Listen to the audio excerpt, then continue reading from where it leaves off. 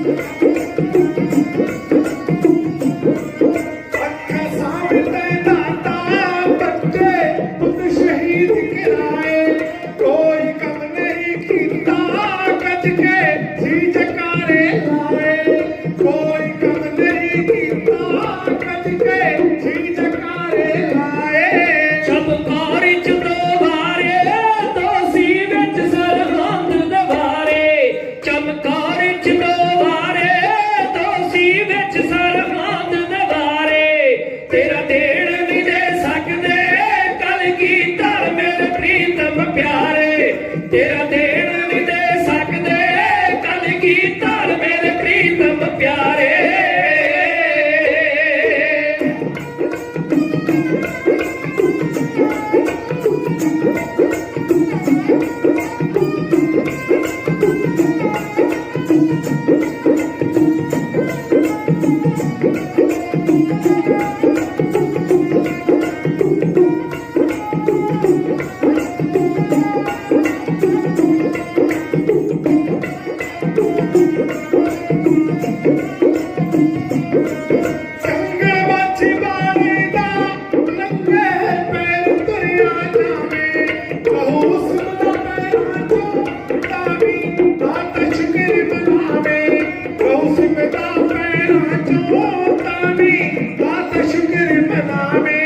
कोई तेरा सामी नहीं जावे सारा जग बलिहारे, कोई तेरा सामी नहीं जावे सारा जग बलिहारे।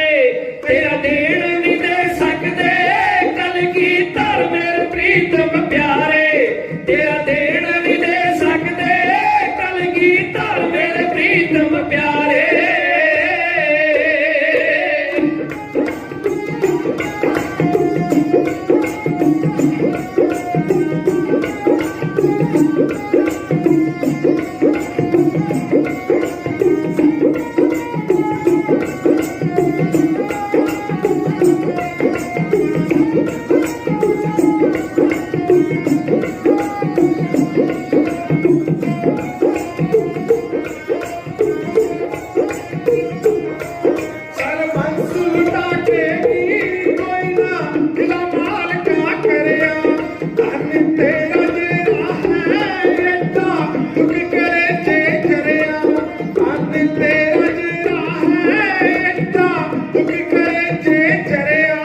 जगतार जो मेरी दा तेरा कर्जा किवें उतारे, जगतार जो मेरी दा तेरा कर्जा किवें उतारे।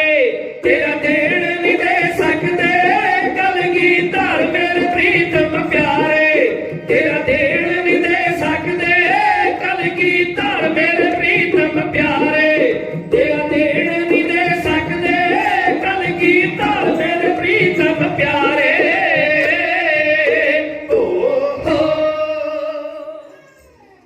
वाहिगुरु वाहिगुरु वाहिगुरु वाहिगुरु। हे वाहिगुरु, अगर जिंदगी दी है तो जीने का हुनर भी देना, अगर पाँव बख्शे हैं तो तौफीक के सफर भी देना। मैं तो गूंगा था जे गुफ्तगू तूने सिखाई है, अब बोलने लगा हूं बातों में असर भी देना। प्रीतां दे पहरेदार सर्वशक्तिमान वाली ये दो जहान चबर शतर तख्त दे मालक, जुगो जुग अटल हाजरा हजूर जहरा जहूर सर्व कला भरपूर। हसदी ए मुकद्दस चश्मा ए आपे हयात गुरसिख दियां सब मनोकामनावां पूर्ण करने वाले सतगुरु सिख पंथ की मौजूदा सरकार।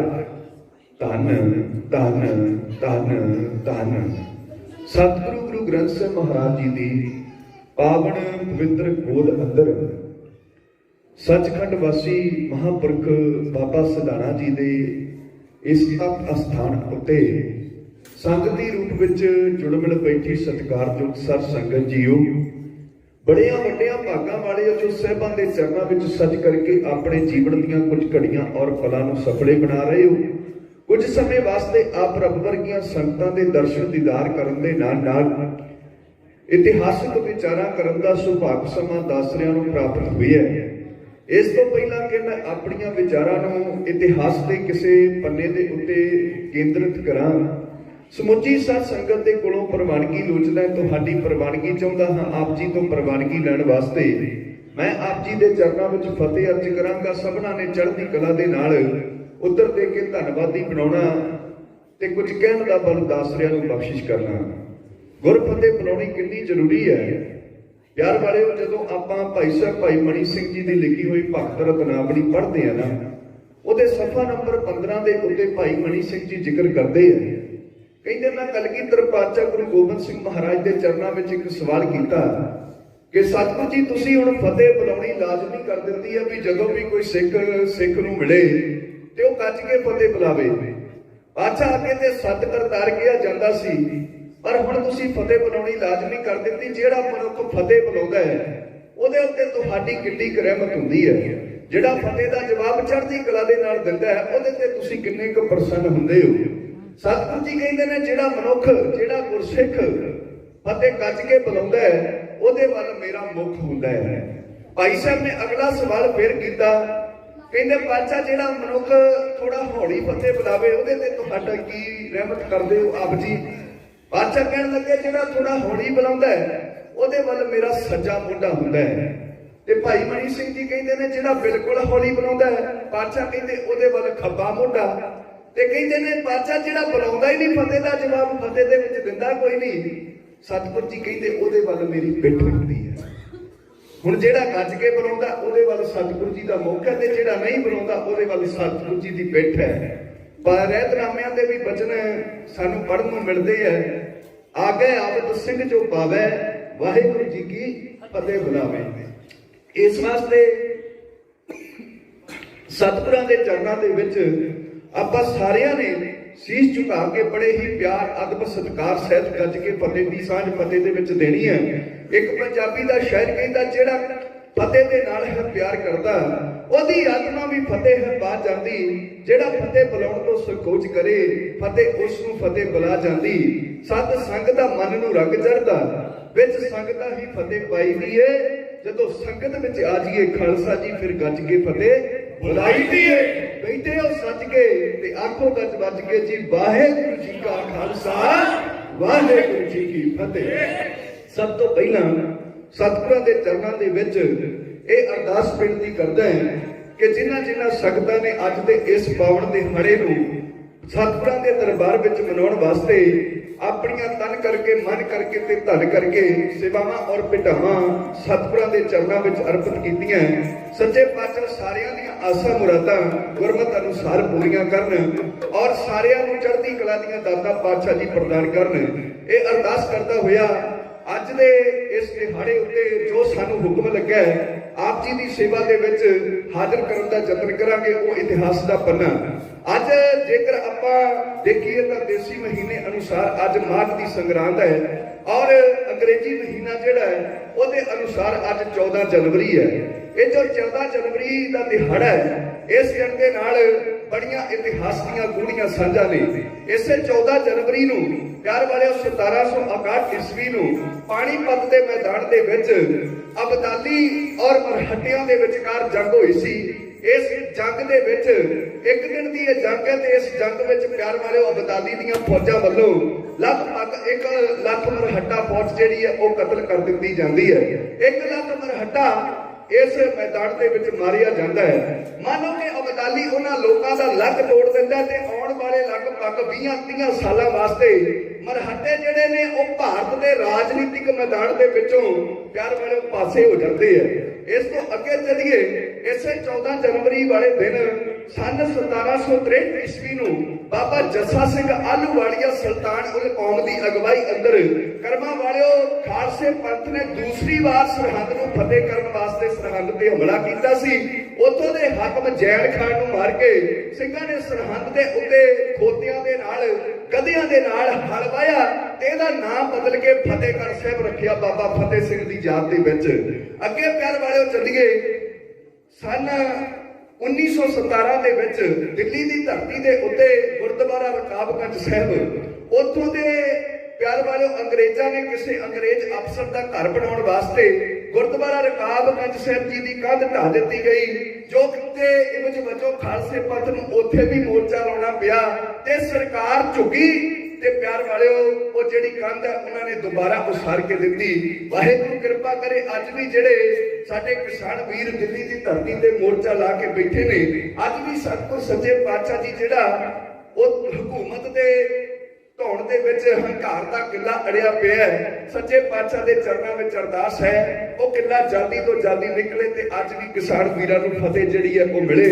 ਸਰਕਾਰ ਕਿਸਾਨਾਂ ਅੱਗੇ ਝੁਕ ਜਾਵੇ, ਇਹ ਅਰਦਾਸ ਕਰਦੇ ਹਾਂ। ਪਿਆਰ ਵਾਲਿਓ, ਇਸੇ 14 ਜਨਵਰੀ ਵਾਲੇ ਦਿਨ ਹੁਣ ਜਿਸ ਦਿਹਾੜੇ ਨੂੰ ਅੱਜ ਸੰਗਤਾਂ ਮਨਾਉਂਦੀਆਂ 40 ਮੁਕਤਿਆਂ ਦੀ ਯਾਦ ਦੇ ਵਿੱਚ ਮੁਕਤਸਰ ਦੀ ਜੰਗ ਜਿਹੜੀ ਹੈ, ਵੈਸੇ ਕੁਝ ਇਤਿਹਾਸਕਾਰਾਂ ਦੀ ਰਾਏ ਹੈ ਬਈ ਇਹ ਜਿਹੜੀ ਜੰਗ ਹੈ ਇਹ ਜੂਨ ਜੁਲਾਈ ਦੇ ਮਹੀਨੇ ਵਿੱਚ 1705 ਈਸਵੀ ਨੂੰ ਹੁੰਦੀ ਹੈ, ਪਰ ਗੁਰਮਤਿ ਕਰਕੇ ਗੁਰੂ ਪੰਥ ਇਸ ਨੂੰ ਮਾਘ ਮਹੀਨੇ ਦੀ 1 ਤਰੀਕ ਨੂੰ ਮਨਾਉਂਦਾ ਹੈ, 14 ਜਨਵਰੀ ਵਾਲੇ ਦਿਨ ਨੂੰ ਮਨਾਉਂਦਾ ਹੈ। ਖੈਰ ਰਹੂ ਵਿਚਾਰ, ਇੱਕ ਜੰਗ ਇਸੇ 14 ਜਨਵਰੀ ਵਾਲੇ ਦਿਨ ਹੋਰ ਹੁੰਦੀ ਹੈ ਕਲਗੀਧਰ ਪਾਤਸ਼ਾਹ ਜੀ ਦੇ ਜੀਵਨ ਦੀ।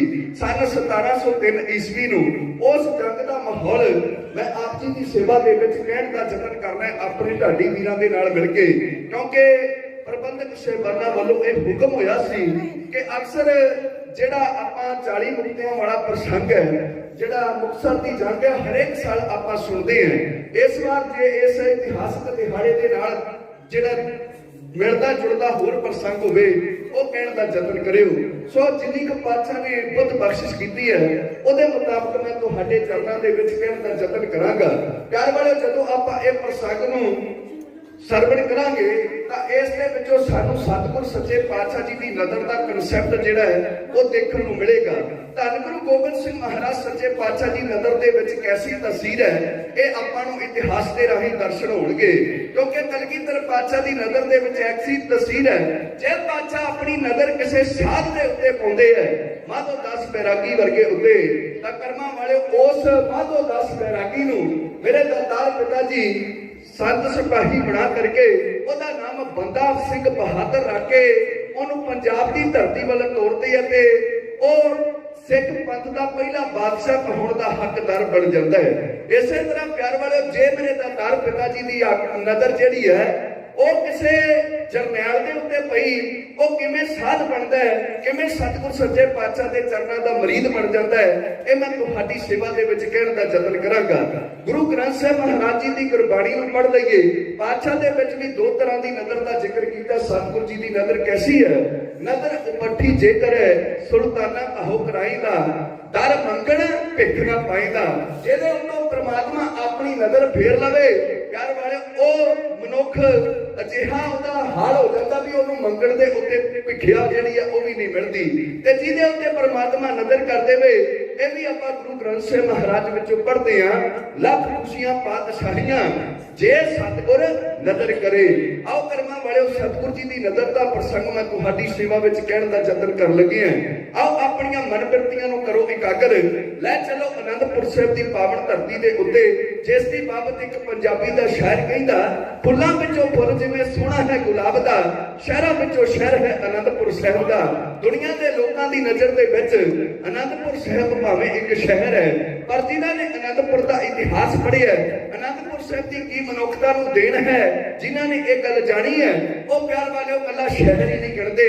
ਉਹ ਤੇ ਕਹਿੰਦੇ ਨੇ ਮਹਿਕ ਸਭ ਨੂੰ ਵੱਡੇ ਪ੍ਰੇਮ ਵਾਲੀ, ਤੇ ਖਿੜੇ ਹੋਏ ਉਸ ਗੁਲਾਬ ਦਾ ਨਾਂ, ਨੌਵੇਂ ਗੁਰਾ ਵਸਾਇਆ ਹੈ ਆਪ ਹੱਥੀ। ਬਈ ਜਿੱਥੇ ਧੌਂਸਿਆਂ 'ਚ ਬਦਲਿਆ ਰਬਾਬ ਦਾ ਨਾਂ, ਸਭ ਜਿਉਣ ਆਜ਼ਾਦੀ ਦੀ ਜ਼ਿੰਦਗੀ ਨੂੰ, ਗੁਰੂ ਸਾਹਿਬ ਦੇ ਦੇਖੇ ਉਸ ਖਾਬ ਦਾ ਨਾਂ। ਓਏ ਆਨੰਦਪੁਰਨੀ ਸ਼ਹਿਰ ਗੁਰਪ੍ਰੀਤ ਸਿੰਘਾ, ਸੱਚ ਪੁੱਛੋ ਤਾਂ ਹੈ ਇਨਕਲਾਬ ਦਾ ਨਾਮ। ਇਨਕਲਾਬ ਦਾ ਦੂਸਰਾ ਨਾਮ ਹੈ ਅਨੰਦਪੁਰ ਸਾਹਿਬ ਦੀ ਧਰਤੀ। ਆਓ ਪਿਆਰ ਵਾਲਿਓ, ਸਮਾਂ ਹੈ 1703 ਈਸਵੀ ਦਾ, ਲਗਭਗ ਜਨਵਰੀ ਮਹੀਨਾ ਸ਼ੁਰੂ ਹੋਇਆ ਹੈ। ਕਲਗੀਧਰ ਪਾਤਸ਼ਾਹ ਇੱਥੇ ਰਹਿਮਤਾਂ ਵਰਤਾ ਰਹੇ ਹੈ।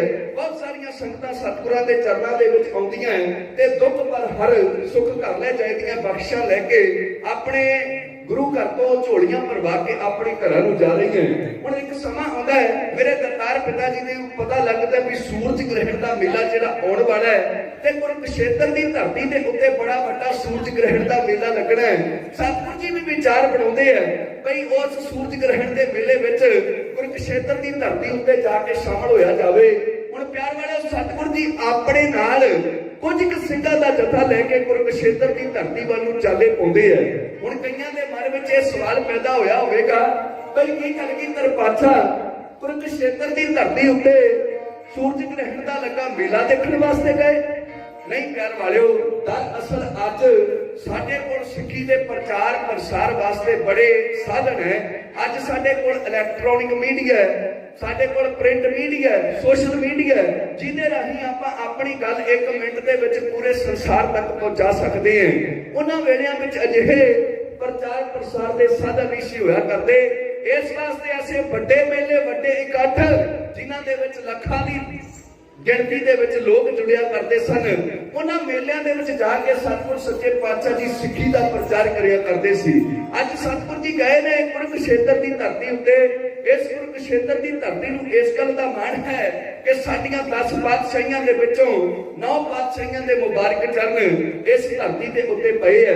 ਕੇਵਲ ਗੁਰੂ ਅੰਗਦ ਦੇਵ ਮਹਾਰਾਜ ਇਸ ਧਰਤੀ ਤੇ ਨਹੀਂ ਗਏ, ਬਾਕੀ 9 ਪਾਤਸ਼ਾਹੀਆਂ ਨੇ ਆਪਣੇ ਮੁਬਾਰਕ ਚਰਨ ਪਾ ਕੇ ਇਸ ਧਰਤੀ ਨੂੰ ਪਵਿੱਤਰ ਕੀਤਾ ਹੈ। ਔਰ ਸਾਡੇ ਦੇਸ਼ ਦੀ ਜੋ ਮਿਥਿਓਲੋਜੀ ਹੈ, ਜੋ ਮਿਥਿਹਾਸ ਹੈ, ਉਹਦੇ ਮੁਤਾਬਕ ਇਹ ਵੀ ਮੰਨਿਆ ਜਾਂਦਾ ਹੈ ਭਈ ਮਹਾਭਾਰਤ ਦਾ ਜੰਗ ਜਿਹੜਾ ਹੈ ਉਹ ਵੀ ਇਸ ਕੁਰੂਕਸ਼ੇਤਰ ਦੀ ਧਰਤੀ ਦੇ ਉੱਤੇ ਲੜਿਆ ਗਿਆ ਸੀ।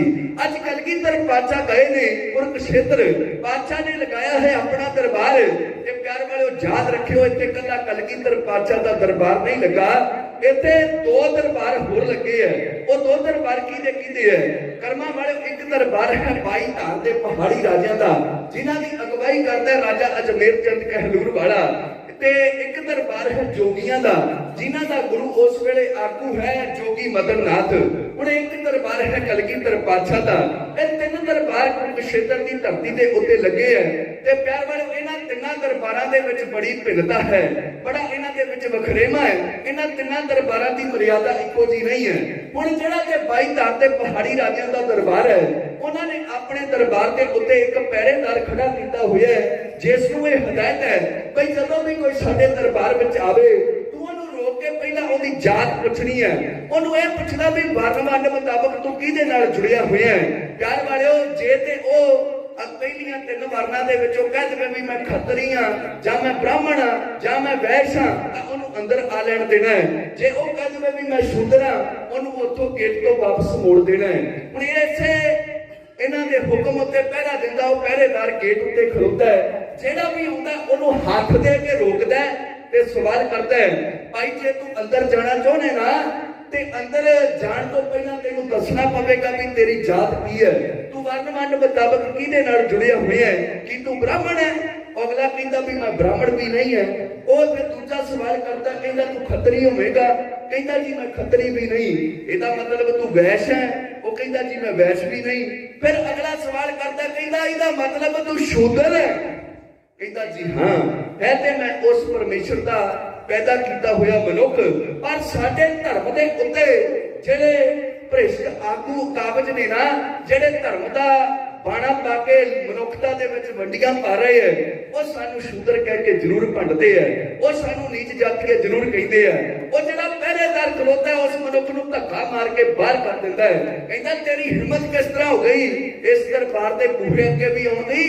ਓਏ ਅੰਦਰ ਬੈਠੇ ਆ ਛਤਰੀ ਲੋਕ, ਅੰਦਰ ਬੈਠੇ ਨੇ ਬ੍ਰਾਹਮਣ ਲੋਕ।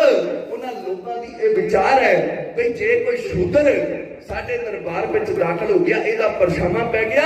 ਬ੍ਰਾਹਮਣਾਂ ਦਾ ਮੰਨਣਾ ਕਿ ਸਾਡਾ ਧਰਮ ਕਰਮ ਕੋਈ ਨਹੀਂ ਰਹਿਣਾ, ਤੇ ਕਸ਼ਤਰੀ ਕਹਿੰਦੇ ਆ ਵੀ ਸਾਡੀ ਸ਼ਾਸਤਰ ਵਿਦਿਆ ਜਾਂਦੀ ਰਹਿਣੀ ਹੈ, ਇਸ ਵਾਸਤੇ ਅੰਦਰ ਨਹੀਂ ਜਾ ਸਕਦਾ।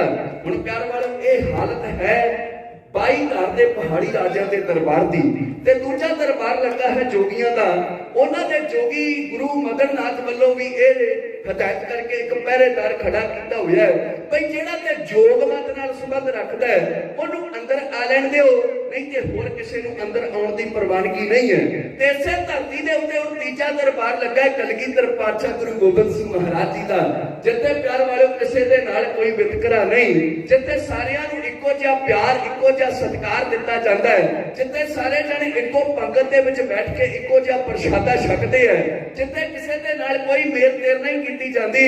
ਜਿਹੜਾ ਵੀ ਇਸ ਗੁਰੂ ਘਰ ਦੇ ਵਿੱਚ ਆ ਕੇ ਮੱਥਾ ਟੇਕਦਾ ਹੈ ਉਹਨੂੰ ਇੱਕੋ ਜਿਹਾ ਕੜਾ ਪ੍ਰਸ਼ਾਦ ਦਾ ਬੁੱਕ ਭਰ ਕੇ ਦਿੱਤਾ ਜਾਂਦਾ ਹੈ, ਇੱਕੋ ਜਿਹਾ ਉਪਦੇਸ਼ ਸਾਰਿਆਂ ਨੂੰ ਇਸ ਘਰ ਦੇ ਵਿੱਚੋਂ ਮਿਲਦਾ ਹੈ। ਖੱਤਰੀ ਬ੍ਰਾਹਮਣ ਸੂਦ ਵੈਸ਼ ਉਪਦੇਸ਼ 4 ਵਰਨਾਂ ਤੋਂ ਸਾਂਝਾ ਇਸ ਦਰਬਾਰ ਦੇ ਵਿੱਚੋਂ ਮਿਲਦਾ ਹੈ। ਹੁਣ ਕਰਮਾਂ ਵਾਲਿਓ, ਸਤਿਗੁਰ ਸੱਚੇ ਪਾਤਸ਼ਾਹ ਦੇ ਦਰਬਾਰ ਦੀ ਮਰਿਆਦਾ ਦੇਖ ਕੇ ਬਹੁਤ ਸਾਰੇ ਲੋਕ ਜਿਨ੍ਹਾਂ ਨੂੰ 22 ਧਾਰ ਦੇ ਪਹਾੜੀ ਰਾਜਿਆਂ ਨੇ ਆਪਣੇ ਦਰਬਾਰ ਵਿੱਚ ਸ਼ਾਮਲ ਨਹੀਂ ਹੋਣ ਦਿੱਤਾ, ਜਿਨ੍ਹਾਂ ਨੂੰ ਜੋਗੀਆਂ ਨੇ ਆਪਣੇ ਦਰਬਾਰ ਵਿੱਚ ਸ਼ਾਮਲ ਨਹੀਂ ਹੋਣ ਦਿੱਤਾ, ਉਹ ਸਤਿਗੁਰ ਸੱਚੇ ਪਾਤਸ਼ਾਹ ਦੇ ਦਰਬਾਰ ਵਿੱਚ ਆਉਂਦੇ ਹੈ, ਮਹਾਰਾਜ ਜੀ ਦੇ ਚਰਨਾਂ ਤੇ ਨਮਸਕਾਰਾਂ ਕਰਕੇ ਸਤਿਗੁਰ ਜੀ ਦੇ ਕੋਲੋਂ ਬਖਸ਼ਾ ਲੈਂਦੇ ਹੈ। ਹੁਣ ਕਰਮਾਂ ਵਾਲਿਓ, ये सारे दरबार की जिहड़ी कलगीधर पातशाह जी की शोभा है वो देखी है एक जोगी मदरनाथ के चेले ने, वो जोगी ने उन्हें देखिया बई दरबार ते इत्थे 22 धार ते पहाड़ी राजियां दा भी लगा है, दरबार इत्थे साडे गुरु जोगी मदरनाथ ने भी लगाया हुआ है, पर आ दरबार कैसा निराला है, इत्थे किसी नूं भी किसी तरह की रोक टोक नहीं है, इत्थे सारे जने बड़े आदर सत्कार दे नाल बैठते हैं, सारियां दे विच इक्को जिहा प्यार देखण नूं मिलदा है, किसी नाल कोई वखरेवा इस दरबार दे विच कीता नहीं जांदा। ओ कर्मां वालिओ दौड़ के अपने गुरु जोगी मदरनाथ दे कोल जांदा है, जाके सारी कहानी दसदा है, कहंदा जोगी साहब तुसीं ते केवल अपने डेरे दे विच बैठ के फड़ा मारन वाले हो, अज देखो कुरुक्षेत्र की धरती दे उत्ते गुरु गोबिंद सिंह आया है, जिहदे कोल भगती है, जिहदे कोल शक्ति है, जिहदे कोल राज है, जोग है, जिहदे कोल मीरी ते पीरी है, और गुरु गोबिंद सिंह दरबार सजा के बैठा है, ओदे दरबार दे विच लखां दी तादाद विच लोग आके मत्था टेक रहे ने, उत्थे किसे नूं वखरेवा नहीं है, किसे नूं भी उत्थों रोकिया नहीं जांदा भी तू कौन है, किसे दी जात पात नहीं पुछी जांदी, सारे इक्को पंगत दे विच बैठ के उत्थे लंगर छक रहे हैं। हुण जदों अपने चेले दे कोलों जोगी मदन नाथ ने किसे होर गुरु की सिफत सुनी, प्यार वाले इनू अग लग उठी, उस वेले हंकार विच आके कहण लगा, कहंदा किहड़ा गुरु गोबिंद सिंह, मैं चाहना मेरियां रिद्धियां सिद्धियां मैं उम्र गवा दी भगती करदियां जप तप करदियां, ओ गुरु गोबिंद सिंह ओ अजे बहुती वड्डी उम्र का मालिक नहीं है, मेरियां रिद्धियां सिद्धियां अगे ओ टिके निगा नहीं, मैं चाहना गुरु दे दरबार दे विच जिस नूं आ दुनिया मत्था टेकदी है ओदे दरबार विच लोग देखणगे कि ओ गुरु अगलवाडी होके मेरियां रिद्धियां सिद्धियां नूं झुकदा होया मेरे चरनां ते आप मत्था टेकेगा। ये मन दे विच हंकार लैके जोगी मदरनाथ अपने कुछ चेलियां नूं लैके नाल कर्मां वालिओ कलगीधर पातशाह दे दरबार वल आ रही है। आके की देखता है, सतगुर सच्चे पातशाह दे दरबार दे उत्ते पहरेदार ते खलोता है, जो गुरु घर दी मर्यादा दस रही है, जे कोई नंगे सिर आउंदा है ओनू कहंदा भी भाई सिर ढक के आ, जे कोई जोड़े पा के आउंदा है ओनू कहंदा भी जोड़े ला के गुरु दरबार विच आईदा है, पर किसी दे कोलों ये नहीं पुछदा भी तेरी जात की है। हुण जोगी जदों ਇਹ ਦੇਖਦਾ ਗੁਰੂ ਦਰਬਾਰ ਦੀ ਸ਼ਾਨ ਤੇ ਕਰਮਾਂ ਵਾਲੇ ਥੋੜਾ ਜਿਹਾ ਇਹਦੇ ਮਨ ਦੇ ਵਿੱਚ ਜੋ ਹੰਕਾਰ ਦਾ ਘੋੜਾ ਦੌੜ ਰਿਹਾ ਸੀ ਉਹ ਕੁਝ ਮੱਠਾ ਹੁੰਦਾ ਹੈ ਤੇ गेट लंघ के गुरु दरबार दे विच आउंदा है। यार जदों दरबार विच दाखिल होया इहदे कन्नां दे विच आवाज पई है, अवल अल्लाह नूर उपाया कुदरत के सब बंदे, एक नूर ते सब जग उपजया कौन भले को मंदे। एक कुछ कदम होर अगे गया, इहदे कन्नां दे विच आवाज पई, सब को मीत हम आपन कीना हम सपना के साजन। कुछ कदम होर अगे गया, इहदे कन्नां दे विच फिर आवाज पैंदी है, मानस की जात सब इनके पहचान लो। कुछ कदम होर अगे गया, इहदे कन्नां विच आवाज पई, नानक नाम चढ़दी कला तेरे भावे सरबत दा भला। जो साडे धर्म दा मिशन है प्यार वाले, अज जदों भी सिख अरदास करदा है, चाहे दुख दी अरदास होवे, चाहे सुख दी अरदास होवे, चाहे शुकराने दी अरदास होवे, तां ओदी अरदास उन्ना चिर संपूर्ण नहीं हुंदी जिन्ना चिर उस सरबत दा भला जिहड़ा अपनी रसना तो ना मंग लवे। हुण जदों ते साडी कौम सरबत दा भला मंगदी है, देख के लगदा भी सिख कौम वर्गी कोई कौम नहीं है। प्यार पर प्यार वाले उदों दुख भी लगता है जदों सरबत दा भला मंगण वाले अपने भरावां दे विरुद्ध डांगा चक लैंदे ने, गुरु घरां दे विच अपने भरावां दीयां दस्तारां लाउण ते तुल जांदे ने। उदों देख के लगदा भी इह सरबत दा भला ते केवल उत्तों उत्तों मंगिया जांदा है, विचों ते असीं भरा नूं देख के राजी नहीं है। खैर गुरु दाता समत बख्शिश करे, जेकर असीं अपनी जुबान तो सरबत दा भला मंगदे हैं, इह साडे जीवन दे विच भी आ जावे, साडे जीवन दे विचों किसे प्रति ईर्खा वैर विरोध खत्म हो जावे, तां वाकई प्यारो सिख कौम वर्गी कोई कौम नहीं है। गुरु दाता समत बख्शिश करे, एक बारी सारी संगत गज के आखो सतनाम श्री वाहिगुरू। हुण जोगी मदरनाथ कलगीधर पातशाह दे दरबार वल आ रहा है, इहदे कन्नां दे विच आवाज पैंदी है, एक पिता एक सुखे हम मुबारक तू मेरा गुरहाई। प्यार वाले इन्ने चिर नूं कलगीधर पातशाह दे सामने तखत ते बैठिया इहनूं दीदार हो जांदे है। हुण जिहड़ा जोगी कहंदा सी गुरु गोबिंद सिंह मेरियां रिद्धियां सिद्धियां नूं झुकदा होया आप अगलवाडी होके मैनूं मत्था टेकेगा, ओ कलगीधर पातशाह नूं दूरों ही नमस्कार करके संगत विच बैठ गया। हुण संगत विच बैठा, इहदे नाल दे चेले कहण लगे, जोगी साहब ਤੁਸੀਂ ਤਾਂ ਕਹਿੰਦੇ ਸੀ ਵੀ ਗੁਰੂ ਗੋਬਿੰਦ ਸਿੰਘ ਨੂੰ ਝੁਕਾਉਣਾ ਹੈ, ਪਰ ਤੁਸੀਂ ਤੇ ਆਪ ਗੁਰੂ ਦੇ ਚਰਨਾਂ ਤੇ ਮੱਥਾ ਟੇਕ ਦਿੱਤਾ। ਇਸ ਤਰ੍ਹਾਂ ਸਾਡੇ ਜੋਗ ਮਤ ਨੂੰ ਲਾਜ ਲੱਗਦੀ ਹੈ। ਇਸ ਲਈ ਗੁਰੂ ਗੋਬਿੰਦ ਸਿੰਘ ਨੂੰ ਝੁਕਾਉਣ ਦਾ ਆਪ ਜੀ ਯਤਨ ਕਰੋ। ਆਪਣੇ ਚੇਲਿਆਂ ਦੀ ਇਸ ਗੱਲ ਨੂੰ ਸੁਣਦਿਆਂ ਹੋਇਆਂ ਜੋਗੀ ਫਿਰ ਉੱਠਿਆ, ਕਲਗੀਧਰ ਪਾਤਸ਼ਾਹ ਸਾਹਮਣੇ ਤਖਤ ਤੇ ਬੈਠੇ ਹੈ, ਪਾਤਸ਼ਾਹ ਦੇ ਵੱਲ ਨੂੰ ਵਧਿਆ। ਮਹਾਰਾਜ ਜੀ ਨੇ ਜਾ ਕੇ ਨੇੜੇ ਦੀਦਾਰ ਕੀਤੇ ਨੇ। ਪਿਆਰ ਵਾਲਿਓ, ਜਦੋਂ ਦਰਸ਼ਨ ਕੀਤੇ ਨਾ ਮੇਰੇ ਪਾਤਸ਼ਾਹ ਦੇ, ਦਰਸ਼ਨ ਦੇਖਤ ਹੀ ਸੁਧ ਕੀ ਨਾ ਸੁਧ ਰਹੀ, ਬੁੱਧ ਕੀ ਨਾ ਬੁੱਧ ਰਹੀ, ਮਤ ਮੈਂ ਨਾ ਮਤ ਹੈ। ਸਤਿਗੁਰੂ ਜੀ ਦੇ ਦੀਦਾਰ ਕਰਦਿਆਂ ਇਹਨੂੰ ਆਪਣੀ ਸੁਧ ਬੁੱਧ ਭੁੱਲ ਗਈ। ਮਹਾਰਾਜ ਜੀ ਦੇ ਚਰਨਾਂ ਦੇ ਉੱਤੇ ਇਹਨੇ ਆਪਣਾ ਮਸਤਕ ਰੱਖ ਦਿੱਤਾ ਤੇ ਪਿਆਰ ਵਾਲਿਓ ਅੱਖਾਂ ਦੇ ਵਿੱਚੋਂ ਹੰਝੂ ਕੇਰ ਕੇ ਪਾਤਸ਼ਾਹ ਜੀ ਦੇ ਇਹਨੇ ਚਰਨ ਧੋ ਦਿੱਤੇ। ਕਲਗੀਧਰ ਪਾਤਸ਼ਾਹ ਜੀ ਨੇ ਉਹ ਚੌਕੀ ਮਦਨ ਨਾਥ, ਉਹ ਤੂੰ ਆਪਣੇ ਚੇਲਿਆਂ ਦੇ ਕੋਲ ਤੇ ਬੜੀਆਂ ਗੱਲਾਂ ਕਰਦਾ ਸੀ ਸੱਜਣਾ, ਭਈ ਗੁਰੂ ਗੋਬਿੰਦ ਸਿੰਘ ਨੂੰ ਝੁਕਾਉਣਾ, ਪਰ ਤੂੰ ਤੇ ਉਲਟਾ ਸਾਡੇ ਚਰਨਾਂ ਦੇ ਉੱਤੇ ਮੱਥਾ ਟੇਕ ਦਿੱਤਾ। ਪਰ ਤੇਰੇ ਚੇਲੇ ਨਾਲ ਆਏ ਨੇ, ਉੱਠ। ਉਹ ਕੀ ਕਹਿਣਗੇ, ਸਾਡਾ ਗੁਰੂ ਜਿਹਦੇ ਕੋਲੋਂ ਅਸੀਂ ਗੁਰਦਸ਼ਨਾ ਲਈ ਹੈ ਉਹ ਕਿਸੇ ਹੋਰ ਗੁਰੂ ਦੇ ਚਰਨਾਂ ਤੇ ਝੁਕਿਆ, ਇਸ ਦੇ ਨਾਲ ਤੇਰੇ ਜੋਗ ਮਤ ਨੂੰ ਲਾਜ ਲੱਗ ਜਾਣੀ ਹੈ, ਉੱਠ। ਪਰ ਪਿਆਰਿਓ, ਇਹਦੇ ਕੋਲੋਂ ਕੁਝ ਉੱਠਿਆ ਨਹੀਂ ਜਾਂਦਾ, ਨਾ ਜ਼ਬਾਨ ਤੋਂ ਕੁਝ ਬੋਲਿਆ ਜਾ ਰਿਹਾ ਹੈ। ਹੁਣ ਜਦੋਂ ਜੋਗੀ ਦੇ ਚੇਲਿਆਂ ਨੇ ਦੇਖਿਆ ਵੀ ਸਾਡਾ ਗੁਰੂ ਜਿਹੜਾ ਬੜੀਆਂ ਫੜਾ ਮਾਰਦਾ ਸੀ ਵੀ ਗੁਰੂ ਗੋਬਿੰਦ ਸਿੰਘ ਨੂੰ ਝੁਕਾਉਣਾ ਹੈ, ਉਹ ਗੁਰੂ ਗੋਬਿੰਦ ਸਿੰਘ ਦੇ ਆਪ ਚਰਨਾਂ ਤੇ ਜਾ ਕੇ ਝੁਕ ਗਿਆ। ਫਿਰ ਪਿਆਰਿਓ, ਇਹਦਾ ਇੱਕ ਚੇਲਾ ਉੱਠਦਾ ਹੈ, ਉਹ ਉੱਠ ਕੇ ਕਲਗੀਧਰ ਪਾਤਸ਼ਾਹ ਜੀ ਨੂੰ ਸਵਾਲ ਕਰਦਾ ਹੈ, ਕਹਿੰਦਾ ਅਸੀਂ ਜੋਗੀ ਗੋਰਖਨਾਥ ਨੂੰ ਗੁਰੂ ਮੰਨਣ ਵਾਲੇ, ਜੋਗ ਗੋਰਖਨਾਥ ਦਾ ਅੱਗੇ ਚੇਲਾ ਹੋਇਆ ਭੰਗਰਨਾਥ। ਭੰਗਰਨਾਥ ਦੇ ਕੋਲੋਂ ਸਾਡੇ ਗੁਰੂ ਮਦਨਨਾਥ ਨੇ ਗੁਰਦਖਣਾ ਲਈ ਹੈ। ਉਹ ਸਾਡਾ ਗੁਰੂ ਜਿਹੜਾ ਬੜੀਆਂ ਰਤੀਆਂ ਸਿੱਧੀਆਂ ਦਾ ਮਾਲਕ ਸੀ, ਬੜੀਆਂ ਕਰਾਮਾਤਾਂ ਦਾ ਮਾਲਕ ਸੀ, ਉਹ ਤੁਹਾਡੇ ਚਰਨਾਂ ਤੇ ਝੁਕ ਗਿਆ। ਹੁਣ ਇਸ ਦਾ ਮਤਲਬ ਸਿੱਧਾ ਹੈ ਭਈ ਤੁਹਾਡੇ ਕੋਲ ਸਾਡੇ ਗੁਰੂ ਨਾਲੋਂ ਵੱਧ ਸ਼ਕਤੀ ਹੋਵੇਗੀ, ਤੁਹਾਡੇ ਕੋਲ ਸਾਡੇ ਗੁਰੂ ਤੋਂ ਵੱਧ ਸ਼ਕਤੀ ਹੋਵੇਗੀ, ਵੱਧ ਕਰਾਮਾਤਾਂ ਹੋਣਗੀਆਂ, ਤਾਂ ਹੀ ਸਾਡਾ ਗੁਰੂ ਤੁਹਾਡੇ ਚਰਨਾਂ ਤੇ ਝੁਕਿਆ ਹੈ। ਇਸ ਵਾਸਤੇ ਦੱਸੋ ਵੀ ਤੁਹਾਡਾ ਵੀ ਕੋਈ ਗੁਰੂ ਪੀਰ ਹੈ? ਕੌਣ ਹੈ ਤੁਹਾਡਾ ਗੁਰੂ, ਕਿਸ ਦੀ ਤੁਸੀਂ ਆਰਾਧਨਾ ਕਰਦੇ ਹੋ? ਤੇ ਜਿਵੇਂ ਮੇਰੇ ਪਾਤਸ਼ਾਹ ਕਲਗੀਧਰ ਸਤਿਗੁਰੂ ਇਹਨਾਂ ਜੋਗੀਆਂ ਦੇ ਚੇਲਿਆਂ ਵੱਲੋਂ ਇਸ ਕੀਤੇ ਹੋਏ ਸਵਾਲ ਦਾ ਜਵਾਬ ਦਿੰਦੇ ਆ, ਕੀ ਕਹਿੰਦੇ ਨੇ ਪਾਤਸ਼ਾਹ, ਆਓ ਤੁਹਾਡੀ ਜਥੇ ਪਾਸੋਂ ਇਉਂ ਸਰਵਣ ਕਰੋ।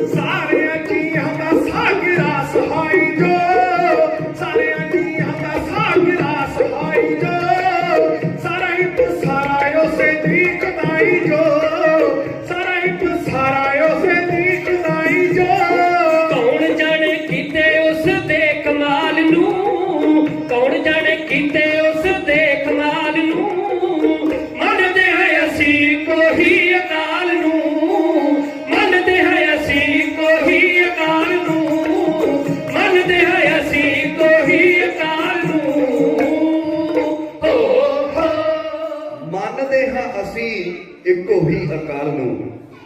ਹੁਣ ਕਲਗੀਧਰ ਪਾਤਸ਼ਾਹ ਦੇ ਚਰਨਾਂ ਦੇ ਵਿੱਚ ਸਵਾਲ ਹੋ ਗਿਆ। ਇਹ ਸਵਾਲ ਜਿਹੜਾ ਜੋਗੀ ਮਦਨ ਨਾਥ ਨੇ ਆਪ ਨੇ ਕੀਤਾ।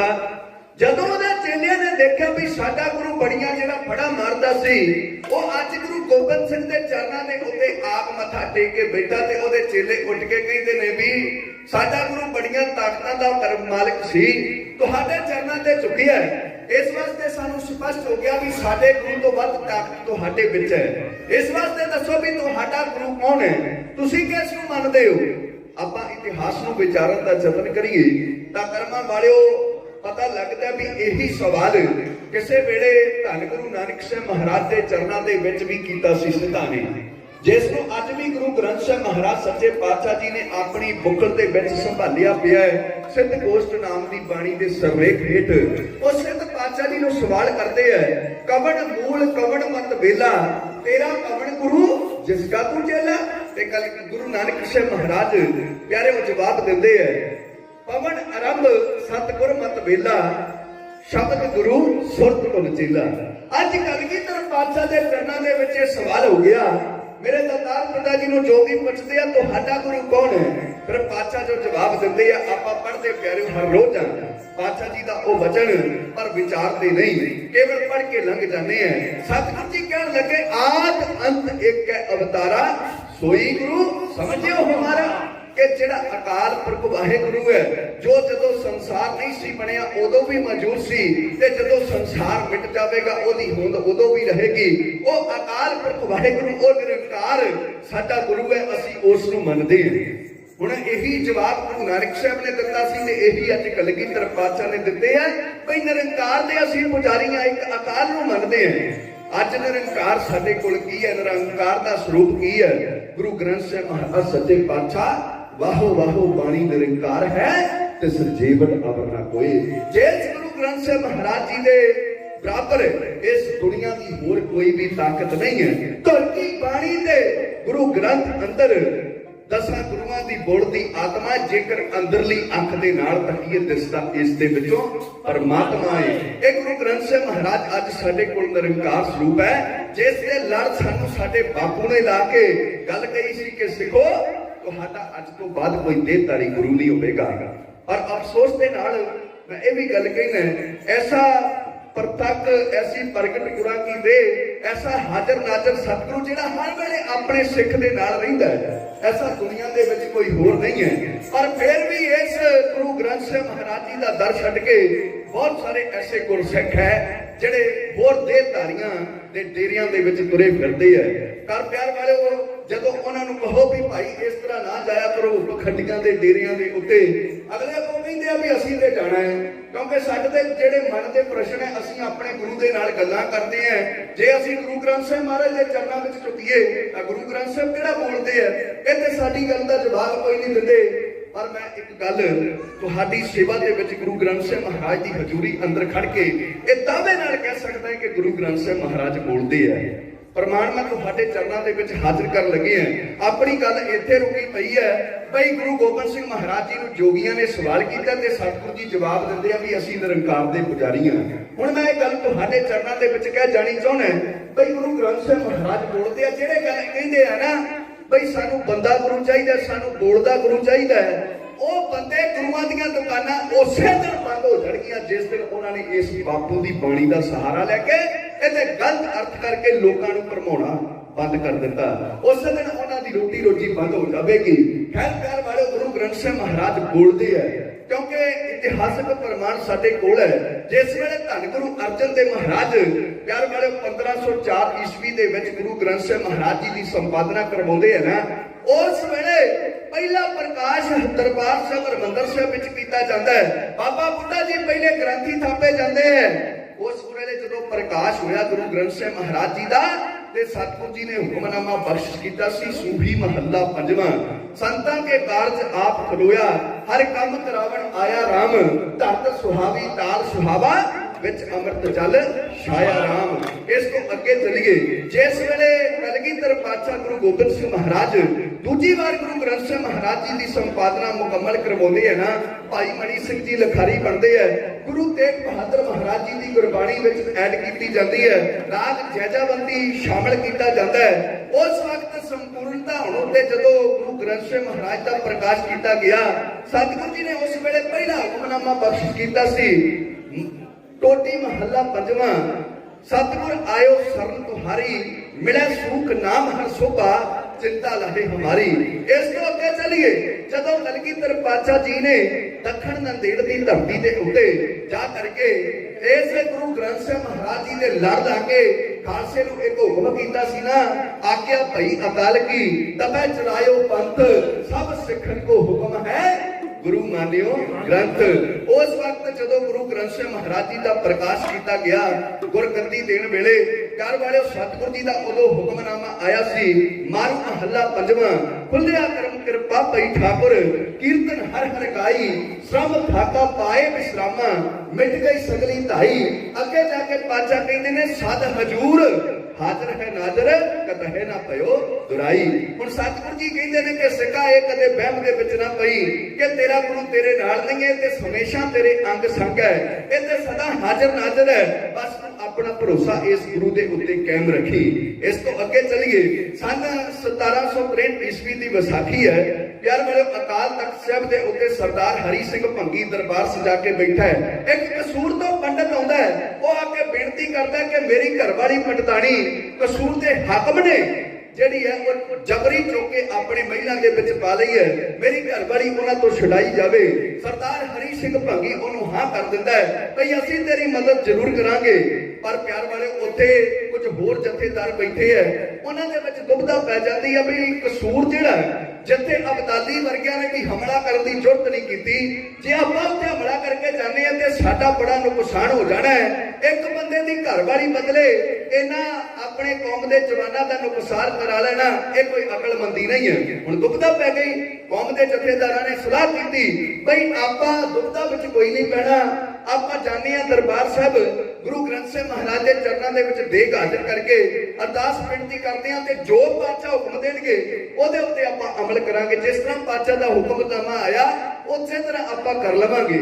हुण अरदास की गई, देग तैयार करके एक सिख ताबिया बैठ के दरबार साहिब हरमंदर साहिब अंदर गुरु ग्रंथ साहिब महाराज की हुक्मनामा लैंदा है। हुक्मनामा की आउंदा है, बसंत की वार दे विचों पंजे पत्ते महाबली कर सच्चा ढोआ, अपने चरण जपायन विच दयो खलोआ, रोग सोग सब मिट गए नित नवा नरुआ। मानो गुरु ग्रंथ साहिब महाराज जी ने गल कह दिंदी होवे कि सिखो जी ने अपने अंदरले पंजां दे उत्ते फतेह पा लई ना, क्योंकि पंजे जितने बड़े मुश्किल है, काम क्रोध लोभ मोह हंकार, जिहने पंजां दे उत्ते फतेह पा लई उहदे वास्ते कसूर जितना कोई वड्डी गल नहीं है। उस वेले सिखा ने फिर प्यारे कसूर ते चढ़ाई की, उतों ते हाकम उस्मान खान नूं मारिया ते प्यारे ओदी पंडित दी घरवाली छुड़ा के ओदे हवाले की। इस तो अगे चलिए, जून 1984 ਦੇ ਵਿੱਚ ਸਾਡੇ देश ਦੀ ਪ੍ਰਧਾਨ ਮੰਤਰੀ ਦਾ ਦਿਮਾਗ ਹਿੱਲਿਆ, ਦਰਬਾਰ ਸਾਹਿਬ ਦੇ ਉੱਤੇ ਹਮਲਾ ਕਰਨ ਵਾਸਤੇ ਲਗਭਗ 6 ਲੱਖ ਫੌਜਾਂ ਜਿਹੜੀਆਂ ਉਹ ਪੰਜਾਬ ਦੀ ਧਰਤੀ ਨੂੰ ਰਵਾਨਾ ਕਰ ਦਿੱਤੀਆਂ।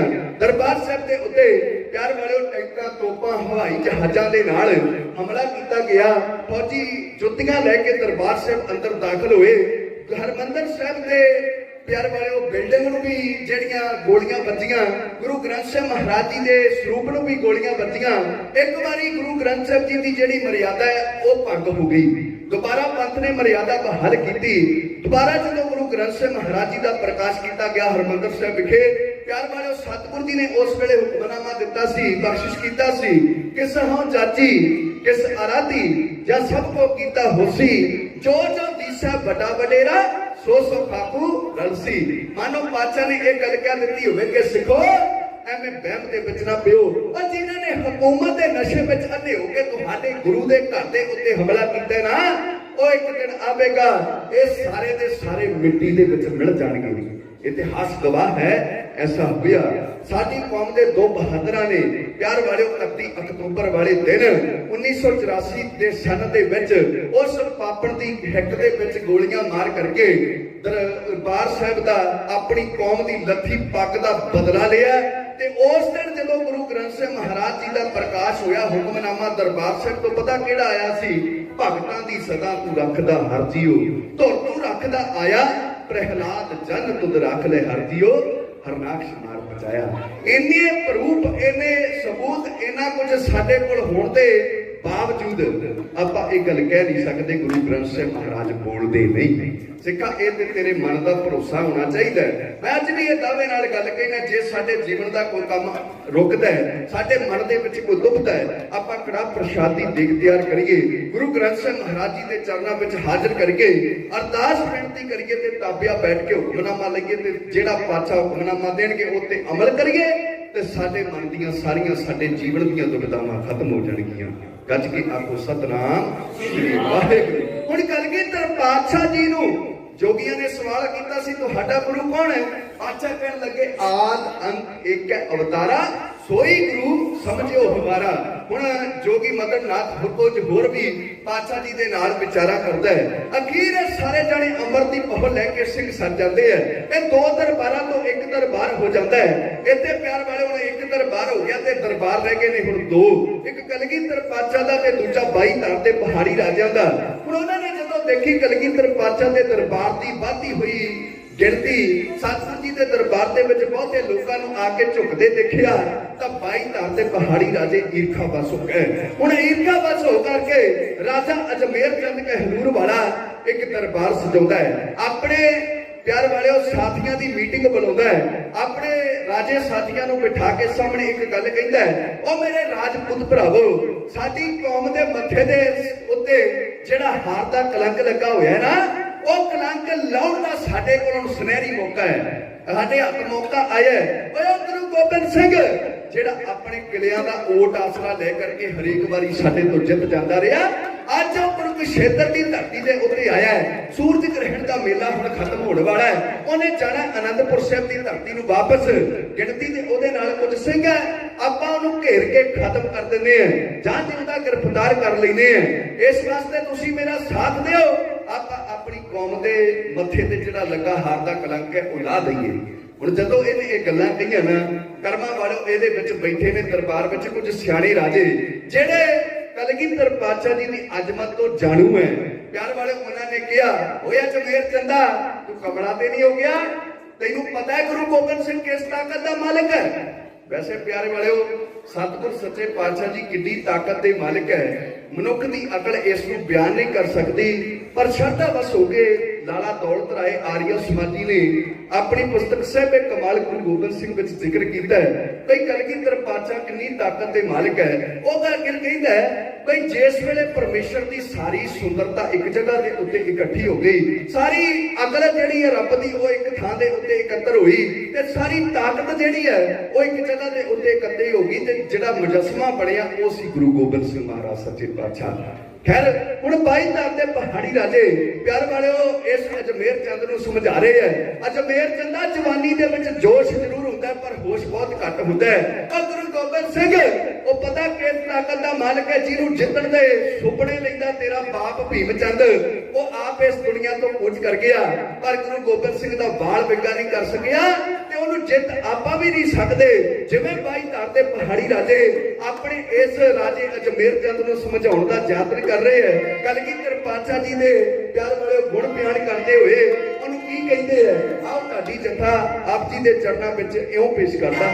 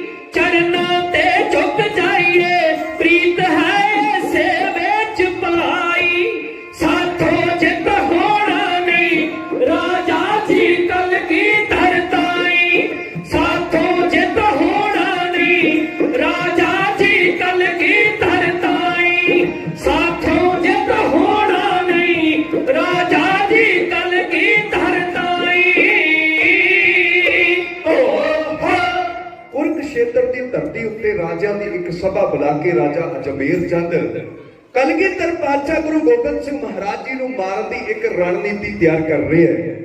ਇਹ ਰਾਜਾ ਅਜਮੇਰ ਚੰਦ ਪਤਾ ਕੌਣ ਹੈ? ਪਿਆਰੇ ਵਾਲਿਓ, ਧੰਨ ਗੁਰੂ ਹਰਗੋਬਿੰਦ ਸਿੰਘ ਮਹਾਰਾਜ ਗਵਾਲੀਅਰ ਦੇ ਕਿਲੇ ਦੇ ਵਿੱਚੋਂ ਜਿਨ੍ਹਾਂ 52 ਰਾਜਿਆਂ ਨੂੰ ਰਿਹਾ ਕਰਵਾ ਕੇ ਲਿਆਏ ਸਨ ਨਾ, ਉਹਨਾਂ ਰਾਜਿਆਂ ਦੇ ਵਿੱਚ ਇੱਕ ਰਾਜੇ ਦਾ ਨਾਮ ਸੀ ਰਾਜਾ ਤਾਰਾ ਚੰਦ।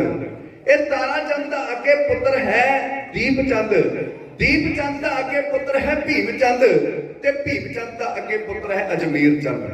ਹੁਣ ਦੇਖੋ, ਉਸ ਰਾਜਾ ਤਾਰਾ ਚੰਦ ਦਾ ਇਹ ਪੜਪੋਤਰਾ ਹੈ ਅਜਮੇਰ ਚੰਦ, ਜਿਸ ਦੇ ਪੜਦਾਦੇ ਨੂੰ ਗੁਰੂ ਹਰਗੋਬਿੰਦ ਸਿੰਘ ਮਹਾਰਾਜ ਜੀ ਨੇ ਨਰਕ ਵਰਗੀ ਜ਼ਿੰਦਗੀ ਦੇ ਵਿੱਚੋਂ ਰਿਹਾ ਕਰਵਾ ਕੇ ਉਹਨੂੰ ਰਾਜ ਭਾਗ ਬਖਸ਼ਿਸ਼ ਕੀਤਾ ਸੀ, ਆਪਣੀਆਂ ਰਿਆਸਤਾਂ ਦੇ ਮਾਲਕ ਬਣਾਇਆ ਸੀ।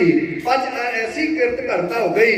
ਪਹਿਲਾਂ ਇਹਦਾ ਬਾਪ ਭੀਮ ਚੰਦ ਸਾਰੀ ਉਮਰ ਪਾਤਸ਼ਾਹ ਉੱਤੇ ਚੜਾਈਆਂ ਕਰਦਾ ਰਿਹਾ, ਉਹ ਦੁਨੀਆ ਤੋਂ ਚਲ ਗਿਆ, ਤੇ ਅੱਜ ਇਹ ਰਣਨੀਤੀ ਤਿਆਰ ਕਰ ਰਹੇ ਆਪਣੇ ਨਾਲ ਦੇ ਸਾਥੀ ਰਾਜਿਆਂ ਨੂੰ ਸੰਬੋਧਨ ਹੋ ਕੇ ਕਹਿੰਦਾ, ਆਪਾਂ ਗੁਰੂ ਗੋਬਿੰਦ ਸਿੰਘ ਨੂੰ ਅਨੰਦਪੁਰ ਨਹੀਂ ਜੇ ਜਾਣ ਦੇਣਾ, ਰਾਹ ਦੇ ਵਿੱਚ ਘੇਰ ਕੇ ਖਤਮ ਕਰ ਦੇਣਾ।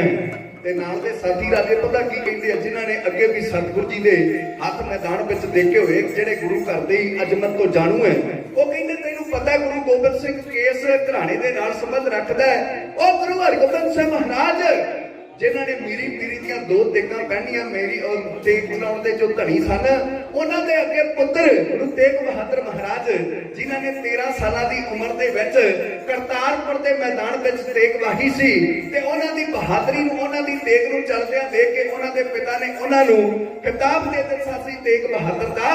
ਤੇ ਅੱਜ ਇਹ ਗੁਰੂ ਗੋਬਿੰਦ ਸਿੰਘ ਉਸ ਗੁਰੂ ਤੇਗ ਬਹਾਦਰ ਦਾ ਪੁੱਤਰ ਹੈ। ਯਾਦ ਰੱਖ, ਜੇ ਸਾਡਾ ਇਹਦੇ ਨਾਲ ਵਾਹ ਪੈ ਗਿਆ, ਸਾਡੀਆਂ ਲਾਸ਼ਾਂ ਵੀ ਸਾਡੇ ਘਰਾਂ ਦੇ ਵਿੱਚ ਸਾਡੇ ਸਿਰਾਂ ਤੋਂ ਬਗੈਰ ਜਾਣਗੀਆਂ।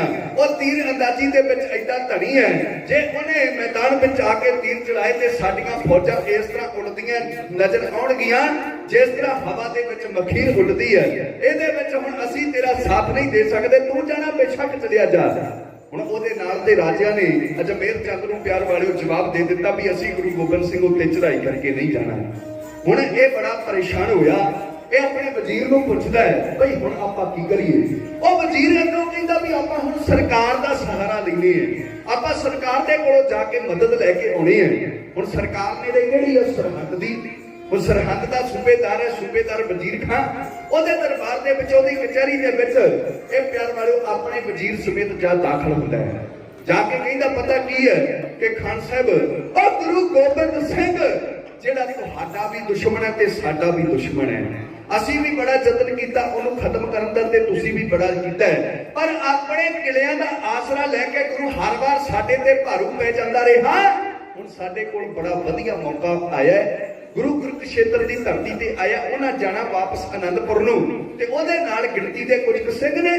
ਜੇਕਰ ਤੁਸੀਂ ਸਾਡੀ ਮਦਦ ਕਰੋ, ਆਪਾਂ ਗੁਰੂ ਦੇ ਉੱਤੇ ਜ਼ਰੂਰ ਫਤਿਹ ਪਾ ਲਵਾਂਗੇ, ਆਪਾਂ ਜ਼ਰੂਰ ਗੁਰੂ ਗੋਬਿੰਦ ਸਿੰਘ ਨੂੰ ਚਾਹੇ ਜਿਉਂਦਾ ਗ੍ਰਿਫਤਾਰ ਕਰ ਲਵਾਂਗੇ, ਜਾਂ ਫਿਰ ਮੈਦਾਨ ਦੇ ਵਿੱਚ ਮਾਰ ਕੇ ਉਹਦਾ ਸਿਰ ਵੱਢ ਕੇ ਦਿੱਲੀ ਬਾਦਸ਼ਾਹ ਦੇ ਜਾ ਕੇ ਪੇਸ਼ ਕਰਾਂਗੇ।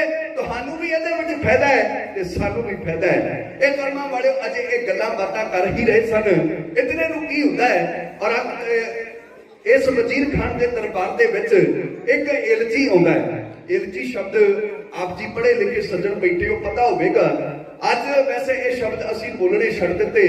ਅੱਜ ਜਿਹੜੇ ਵਾਸਤੇ ਆਪਾਂ ਸ਼ਬਦ ਵਰਤਦੇ ਆ ਨਾ, ਡਾਕੀਆ, ਇਹ ਡਾਕੀਆ ਸਾਡੀ ਪੰਜਾਬੀ ਮਾਂ ਬੋਲੀ ਦਾ ਸ਼ਬਦ ਨਹੀਂ ਹੈ, ਇਹ ਅਰਬੀ ਫਾਰਸੀ ਭਾਸ਼ਾ ਦਾ ਸ਼ਬਦ ਹੈ। ਤੇ ਕਰਮਾਂ ਵਾਲਿਓ, ਡਾਕੀਏ ਨੂੰ ਜਿਹੜਾ ਪੰਜਾਬੀ ਦੇ ਵਿੱਚ ਕਿਹਾ ਜਾਂਦਾ ਹੈ ਏਲਚੀ। ਉਹ ਏਲਚੀ ਆਏ ਨੇ, ਉਹਨਾਂ ਦੇ ਹੱਥ ਦੇ ਵਿੱਚ ਇੱਕ ਚਿੱਠੀ ਹੈ। ਇਹ ਆਏ ਨੇ ਔਰੰਗਜ਼ੇਬ ਦੇ ਭੇਜੇ ਹੋਏ ਦਿੱਲੀ ਤੋਂ। ਉਹ ਚਿੱਠੀ ਲਿਆ ਕੇ ਵਜ਼ੀਰ ਖਾਨ ਨੂੰ ਭੇਜਦੇ ਹੈ। ਉਹ ਚਿੱਠੀ ਦੇ ਵਿੱਚ ਔਰੰਗਜ਼ੇਬ ਲਿਖਦਾ ਹੈ ਕਿ ਵਜ਼ੀਰ ਖਾਨ, ਉਹ ਗੁਰੂ ਗੋਬਿੰਦ ਸਿੰਘ ਜਿਸ ਨੇ ਮੁਗਲਿਆ ਸਲਤਨਤ ਦੇ ਨੱਕ ਦੇ ਵਿੱਚ ਦਮ ਕੀਤਾ ਹੋਇਆ ਹੈ ਨਾ, ਉਹ ਗੁਰੂ ਗੋਬਿੰਦ ਸਿੰਘ ਦੇ ਵਿਰੁੱਧ ਕੋਈ ਨਾ ਕੋਈ ਮੁਹਿੰਮ ਛੇੜੋ। ਉਹਨੇ ਬੜਾ ਸਾਰਾ ਜਿਹੜਾ ਲਹੂ ਪੀਤਾ ਹੋਇਆ ਹੈ। ਜਾਤੀ ਦੇ ਨਾਲ ਮੈਂ ਆਪਣੇ 2 ਜਰਨੈਲ ਭੇਜਦਾ ਹੈ, ਉਹਨਾਂ ਦੀ ਕਮਾਂਡ 10,000 ਫੌਜਾਂ ਹੈ। ਉਹ 2 ਜਰਨੈਲ ਕਿਹੜੀ ਹੈ? ਇੱਕ ਦਾ ਨਾਮ ਹੈ ਪਿਆਰ ਵਾਲਿਓ ਆਲਫ ਖਾਂ, ਦੂਜੇ ਦਾ ਨਾਮ ਹੈ ਸਯਾਦ ਬੇਗ। ਹੁਣ ਆ 2 ਨਾਮ ਆਪਣੀ ਦਿਲ ਦੀ ਪੱਟੀ ਦੇ ਉੱਤੇ ਨੋਟ ਕਰਦੇ ਜਾਇਓ।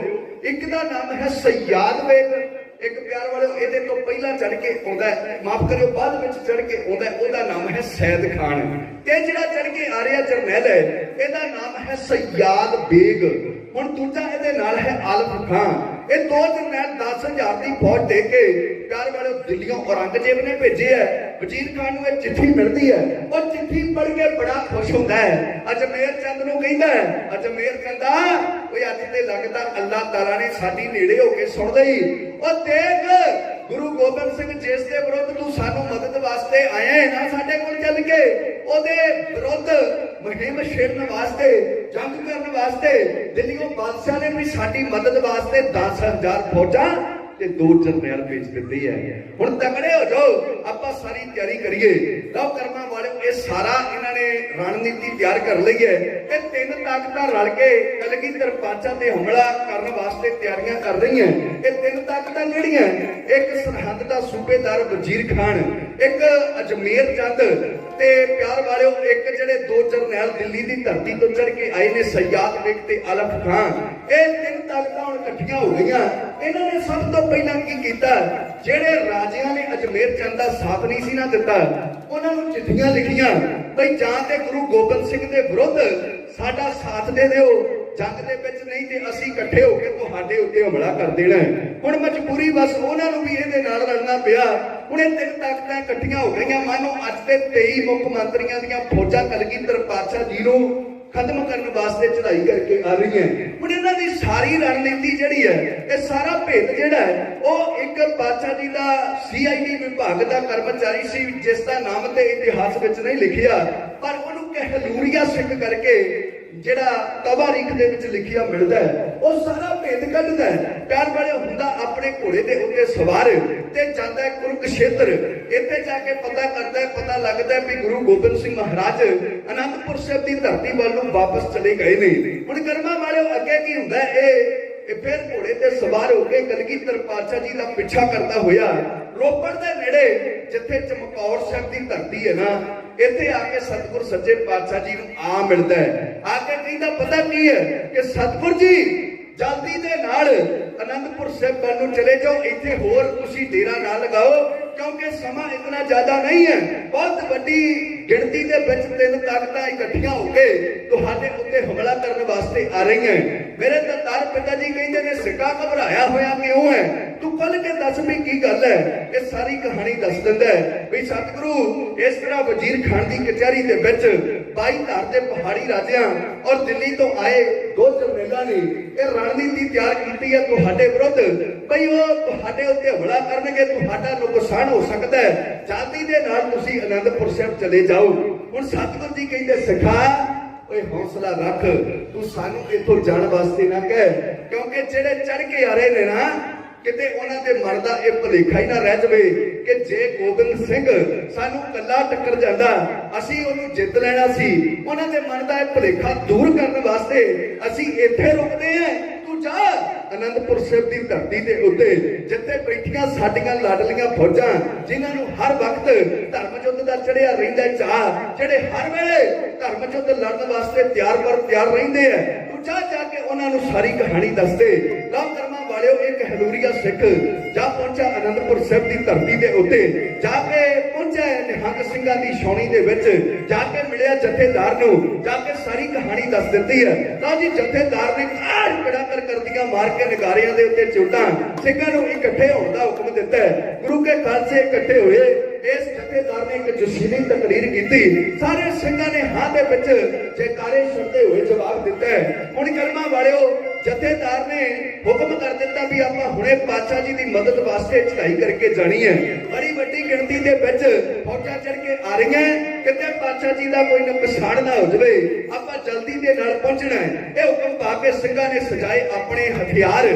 ਪਿਆਰ ਵਾਲਿਓ ਆਪਣੇ ਘੋੜਿਆਂ ਵੱਲ ਨੂੰ ਵਧੇ ਆ, ਵੱਧ ਕੇ ਘੋੜਿਆਂ ਵੱਲ ਨੂੰ ਜਦੋਂ ਘੋੜਿਆਂ ਦੇ ਕੋਲ ਗਏ, ਘੋੜਿਆਂ ਨੂੰ ਮਾਨੋ ਚਾਹ ਚੜ ਗਿਆ ਹੋਵੇ, ਉਹਨਾਂ ਨੇ ਖੁਸ਼ੀ ਵਿੱਚ ਆ ਕੇ ਆਪਣੇ ਅਗਲੇ ਪੌੜ ਚੱਕ ਕੇ ਦੁਬਾਰਾ ਜ਼ਮੀਨ ਉੱਤੇ ਰੱਖੇ ਤੇ ਗਰਦਸ਼ ਆਕਾਸ਼ ਬੱਲੇ ਚੜ ਦਿੱਤੀ। ਲਓ ਜੀ ਮਾਰ ਕੇ ਪਲਾਕੀਆਂ ਸਿੰਘ ਹੋ ਗਏ ਘੋੜਿਆਂ ਉੱਤੇ ਸਵਾਰ, ਜਿਵੇਂ ਅਨੰਦਪੁਰ ਸਾਹਿਬ ਦੀ ਧਰਤੀ ਤੋਂ ਚਮਕੌਰ ਦੀ ਧਰਤੀ ਵੱਲ ਨੂੰ 500 ਸਿੰਘਾਂ ਦਾ ਜਥਾ ਵਧਦਾ ਜਾ ਰਿਹਾ ਹੈ। ਉਸ ਵੇਲੇ ਦਾ ਨਕਸ਼ਾ ਢਾਡੀ ਸਿੰਘ ਇਹਨਾਂ ਸ਼ਬਦਾਂ ਵਿੱਚ ਇਉਂ ਕਹਿੰਦਾ।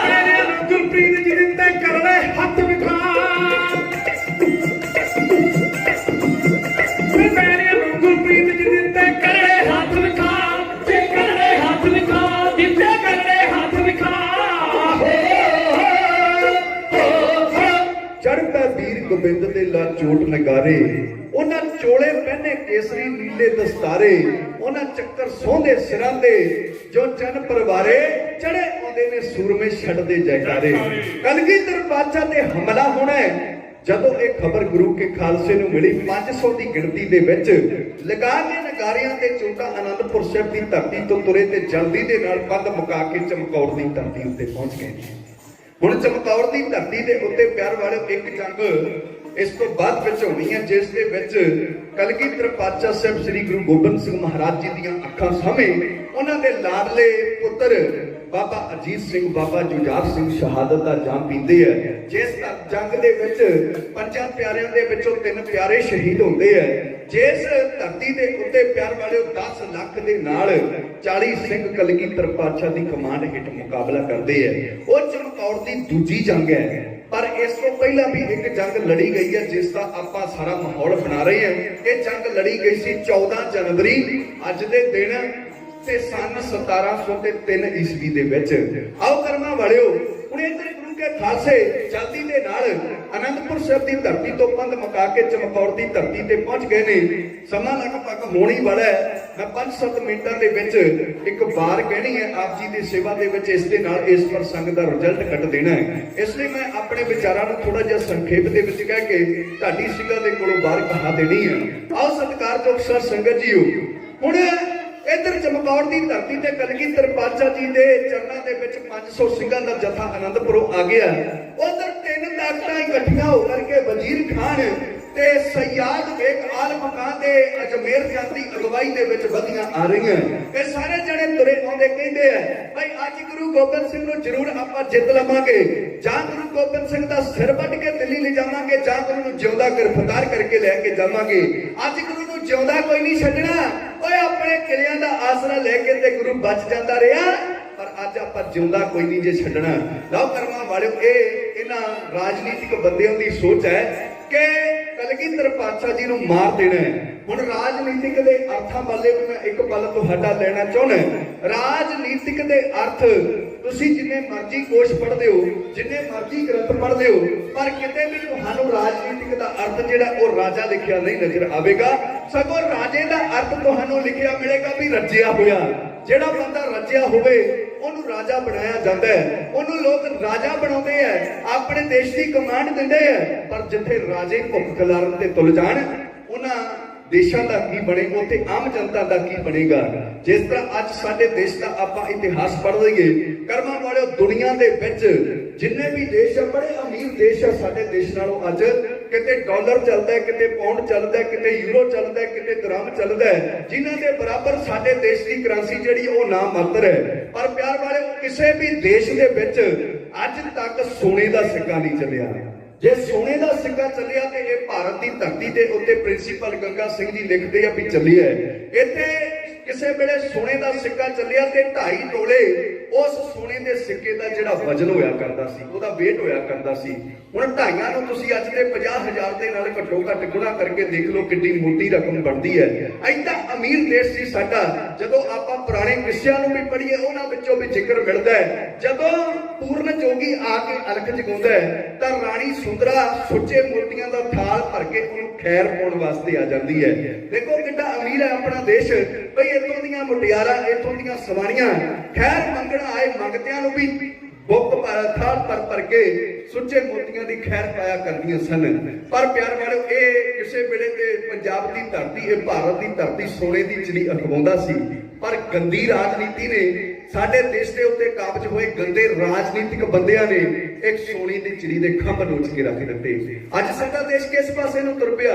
ਅੱਜ ਕਿਹੜੀ ਚੀਜ਼ ਹੈ ਜਿਹੜੀ ਸਰਕਾਰੀ ਰਹਿ ਗਈ? ਸਾਰਾ ਕੁਝ ਪਿਆਰ ਵਾਲਿਓ ਪ੍ਰਾਈਵੇਟ ਕਰ ਦਿੱਤਾ, ਹਵਾਈ ਅੱਡੇ ਵੇਚ ਕੇ ਰੱਖ ਦਿੱਤੇ, ਕਿਤੇ ਟ੍ਰੇਨਾਂ ਵਾਲਾ ਵੀ ਕੰਮ ਰਹਿ ਗਿਆ ਸੀ, ਉਹ ਵੀ ਹੋਣ ਵਾਲਾ ਹੀ ਹੈ।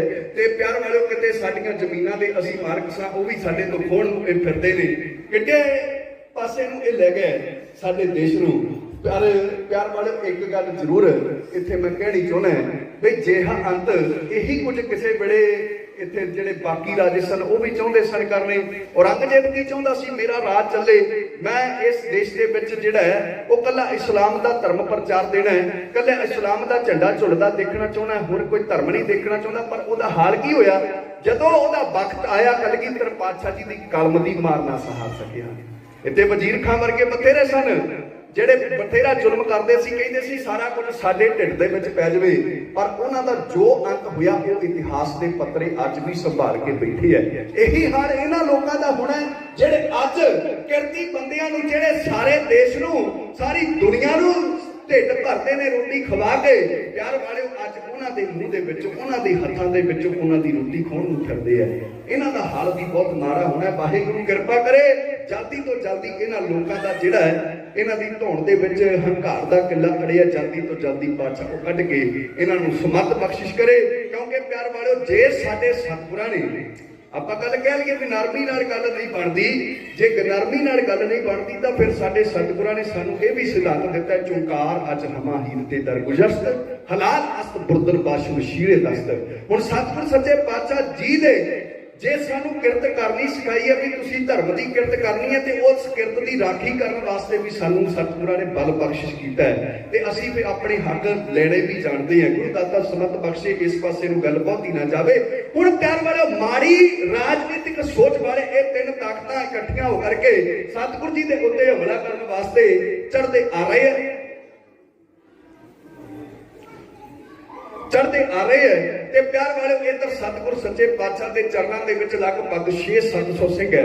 ਹੁਣ ਤੁਰਿਆ ਆਉਂਦਿਆਂ ਜਿਹੜਾ ਦਿੱਲੀੋਂ ਚੜ੍ਹ ਕੇ ਆਇਆ ਜਰਨੈਲ ਹੈ ਨਾ, ਸਯਾਦ ਬੇਗ, ਉਹ ਪੁੱਛਦਾ ਆਪਣੇ ਸਾਥੀਆਂ ਨੂੰ ਕਿ ਗੁਰੂ ਗੋਬਿੰਦ ਸਿੰਘ ਦੇ ਨਾਲ ਮੈਂ ਜਾ ਕੇ ਸਿੱਧੀ ਟੱਕਰ ਲੈਣੀ ਹੈ, ਕਿਉਂਕਿ ਗੁਰੂ ਗੋਬਿੰਦ ਸਿੰਘ ਆਪਣੇ ਸਿੱਖਾਂ ਦੀ ਅਗਵਾਈ ਕਰਦਾ ਹੈ, ਮੈਂ ਆਪਣੀ ਫੌਜ ਦੀ ਅਗਵਾਈ ਕਰਦਾ, ਮੈਂ ਕਿਸੇ ਸਿਪਾਹੀ ਦੇ ਨਾਲ ਨਹੀਂ ਲੜਦਾ, ਕਿਸੇ ਫੌਜੀ ਦੇ ਨਾਲ ਨਹੀਂ ਲੜਦਾ, ਮੈਂ ਸਿੱਧਾ ਜਾ ਕੇ ਗੁਰੂ ਗੋਬਿੰਦ ਸਿੰਘ ਨਾਲ ਟੱਕਰ ਲੈਣੀ ਹੈ। ਇਸ ਵਾਸਤੇ ਦੱਸੋ ਵੀ ਗੁਰੂ ਗੋਬਿੰਦ ਸਿੰਘ ਦੀ ਪਹਿਚਾਣ ਕੀ ਹੈ। ਜਦੋਂ ਇਹ ਗੱਲ ਸੁਣੀ ਨਾ ਪਿਆਰ ਵਾਲਿਓ, 22 ਧਾਰ ਦੇ ਪਹਾੜੀ ਰਾਜਿਆਂ ਦੇ ਵਿੱਚੋਂ ਅਜਮੇਰ ਚੰਦ ਨੇ, ਉਹਦੀ ਨੀਵੀਂ ਪੈ ਗਈ। ਵਜ਼ੀਰ ਖਾਨ ਨੇ ਸੁਣੀ, ਉਹਦੇ ਵੀ ਬੁੱਲ ਸੀਤੇ ਗਏ।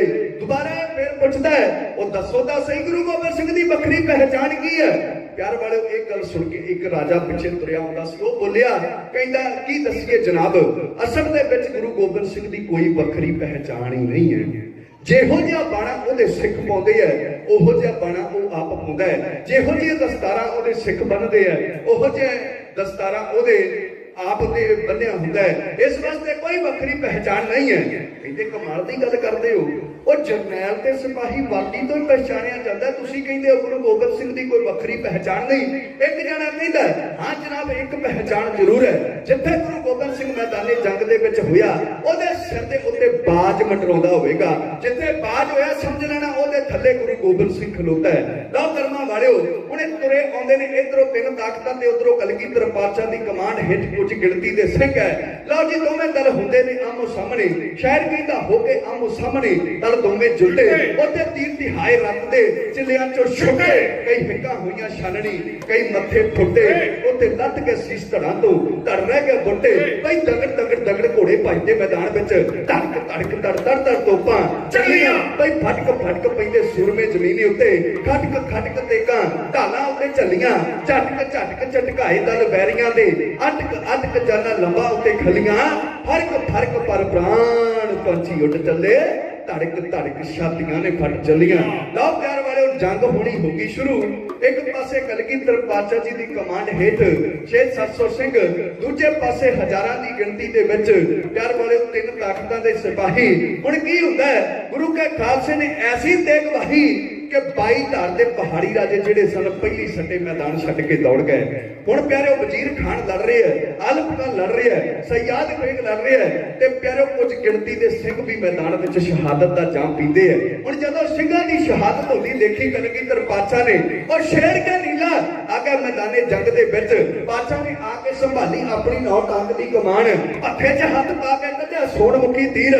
ਸ਼ਾਇਰ ਕਹਿੰਦਾ ਬਈ ਗੁਰੂ ਗੋਬਿੰਦ ਸਿੰਘ ਸੂਰਮਾ ਫੜ ਕੇ ਤੀਰ ਕਮਾਨ ਜਦੋਂ ਰਨ ਗੱਜਿਆ, ਬਈ ਥਰ ਕੰਬੀ ਫੌਜ ਦੁਸ਼ਟ ਦੀ, ਕੰਨ ਨਾਲ ਜਦੋਂ ਨਗਾਰਾ ਵੱਜਿਆ, ਕੰਬ ਰਹੇ ਸਭ ਤੀਰ ਵੇਖ ਕੇ, ਪਤਾ ਨਹੀਂ ਕੀ ਕਰਨਾ ਹੁਣ ਸ਼ਮਸ਼ੀਰ ਨੇ, ਔਰ ਜੀ ਚਾੜ ਕਮਾਨੋ ਜਦੋਂ ਛੱਡਿਆ, ਜ਼ਾਲਮ ਚੁਣ ਮਾਰੇ ਗੁਰਾਂ ਦੇ ਤੀਰ ਨੇ, ਗੁਰਾਂ ਤੋਂ ਲੈ ਮਨਜ਼ੂਰੀ ਵਿੱਚ ਦਲਾਂ ਦੇ ਫਿਰੇ ਪਿਆਸਾ ਰੱਤ ਦਾ ਐਵੇਂ ਹੀ ਆ ਕੇ ਜੰਗ ਛੇੜਿਆ ਆਖਣ ਪਾਪੀ ਘਾਟਾ ਸਾਡੀ ਮੱਤ ਦਾ ਆਖਣ ਵੈਰੀ ਤੌਬਾ ਤੌਬਾ ਸਾਡੀ ਬਸ ਕਰਾਤੀ ਉਹ 10ਵੇਂ ਪੀਰ ਨੇ ਉਹ ਜੀ ਝਾੜ ਕਮਾਨੋ ਜਦੋਂ ਛੱਡਿਆ ਜ਼ਾਲਮ ਚੁਣ ਚੁਣ ਮਾਰੇ ਗੁਰਾਂ ਦੇ ਤੀਰ ਨੇ ਆ ਕੇ ਮੈਦਾਨੇ ਜੰਗ ਦੇ ਵਿੱਚ ਕਲਗੀਧਰ ਪਾਤਸ਼ਾਹ ਤੀਰਾਂ ਦੀਆਂ ਝੜੀਆਂ ਲਾਉਂਦੇ ਪਰਬਲਾ ਬਾਈ ਕੈਸੇ ਕਰਕੇ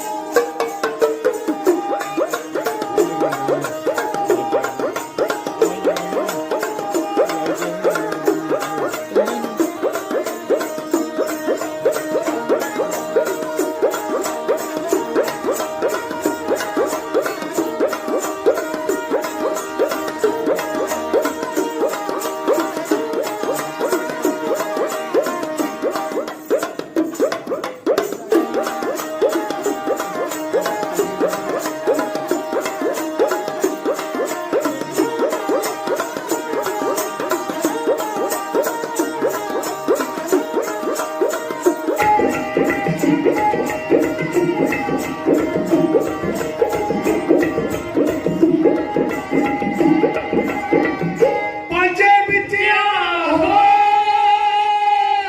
ਦਾਰੇ ਹਾਲ ਦਰ ਲਾਲ ਸੀ ਵੱਖਰਾ ਜਲਾਲ ਸੀ ਜੋਸ਼ ਦੇ ਨਾਲ ਸੀ ਉਹ ਕਹਿੰਦੇ ਗੱਜ ਕੇ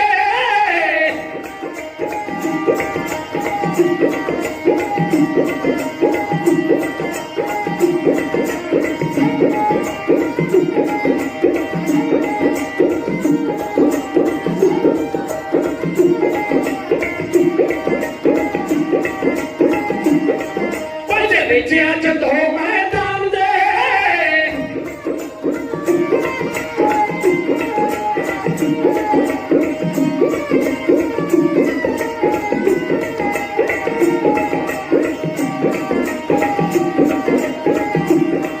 ਪੰਜੇ ਵਿੱਚਿਆ ਜਦੋਂ ਮੈਦਾਨ ਦੇ ਕਲਗੀਧਰ ਜੀ 10ਵੇਂ ਪੀਰ ਉਹਨਾਂ ਆਣ ਕਮਾਲ ਸੰਭਾਲੀ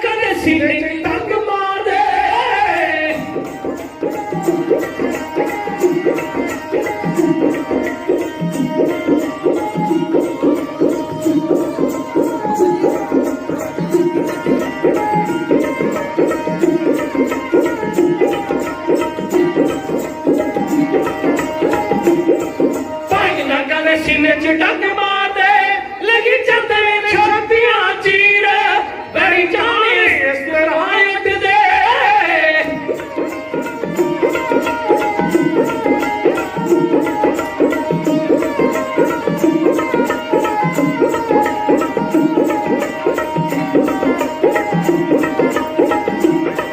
ਬੜੀ ਜਾਣੇ ਇਸ ਤਰ੍ਹਾਂ ਉੱਡਦੇ ਜਿਵੇਂ ਹਵਾ ਮੂਰੇ ਉੱਡਦੀ ਮਖੀਰ ਬੜੇ ਦੁੱਧ ਮੱਖਣਾ ਨਾਲ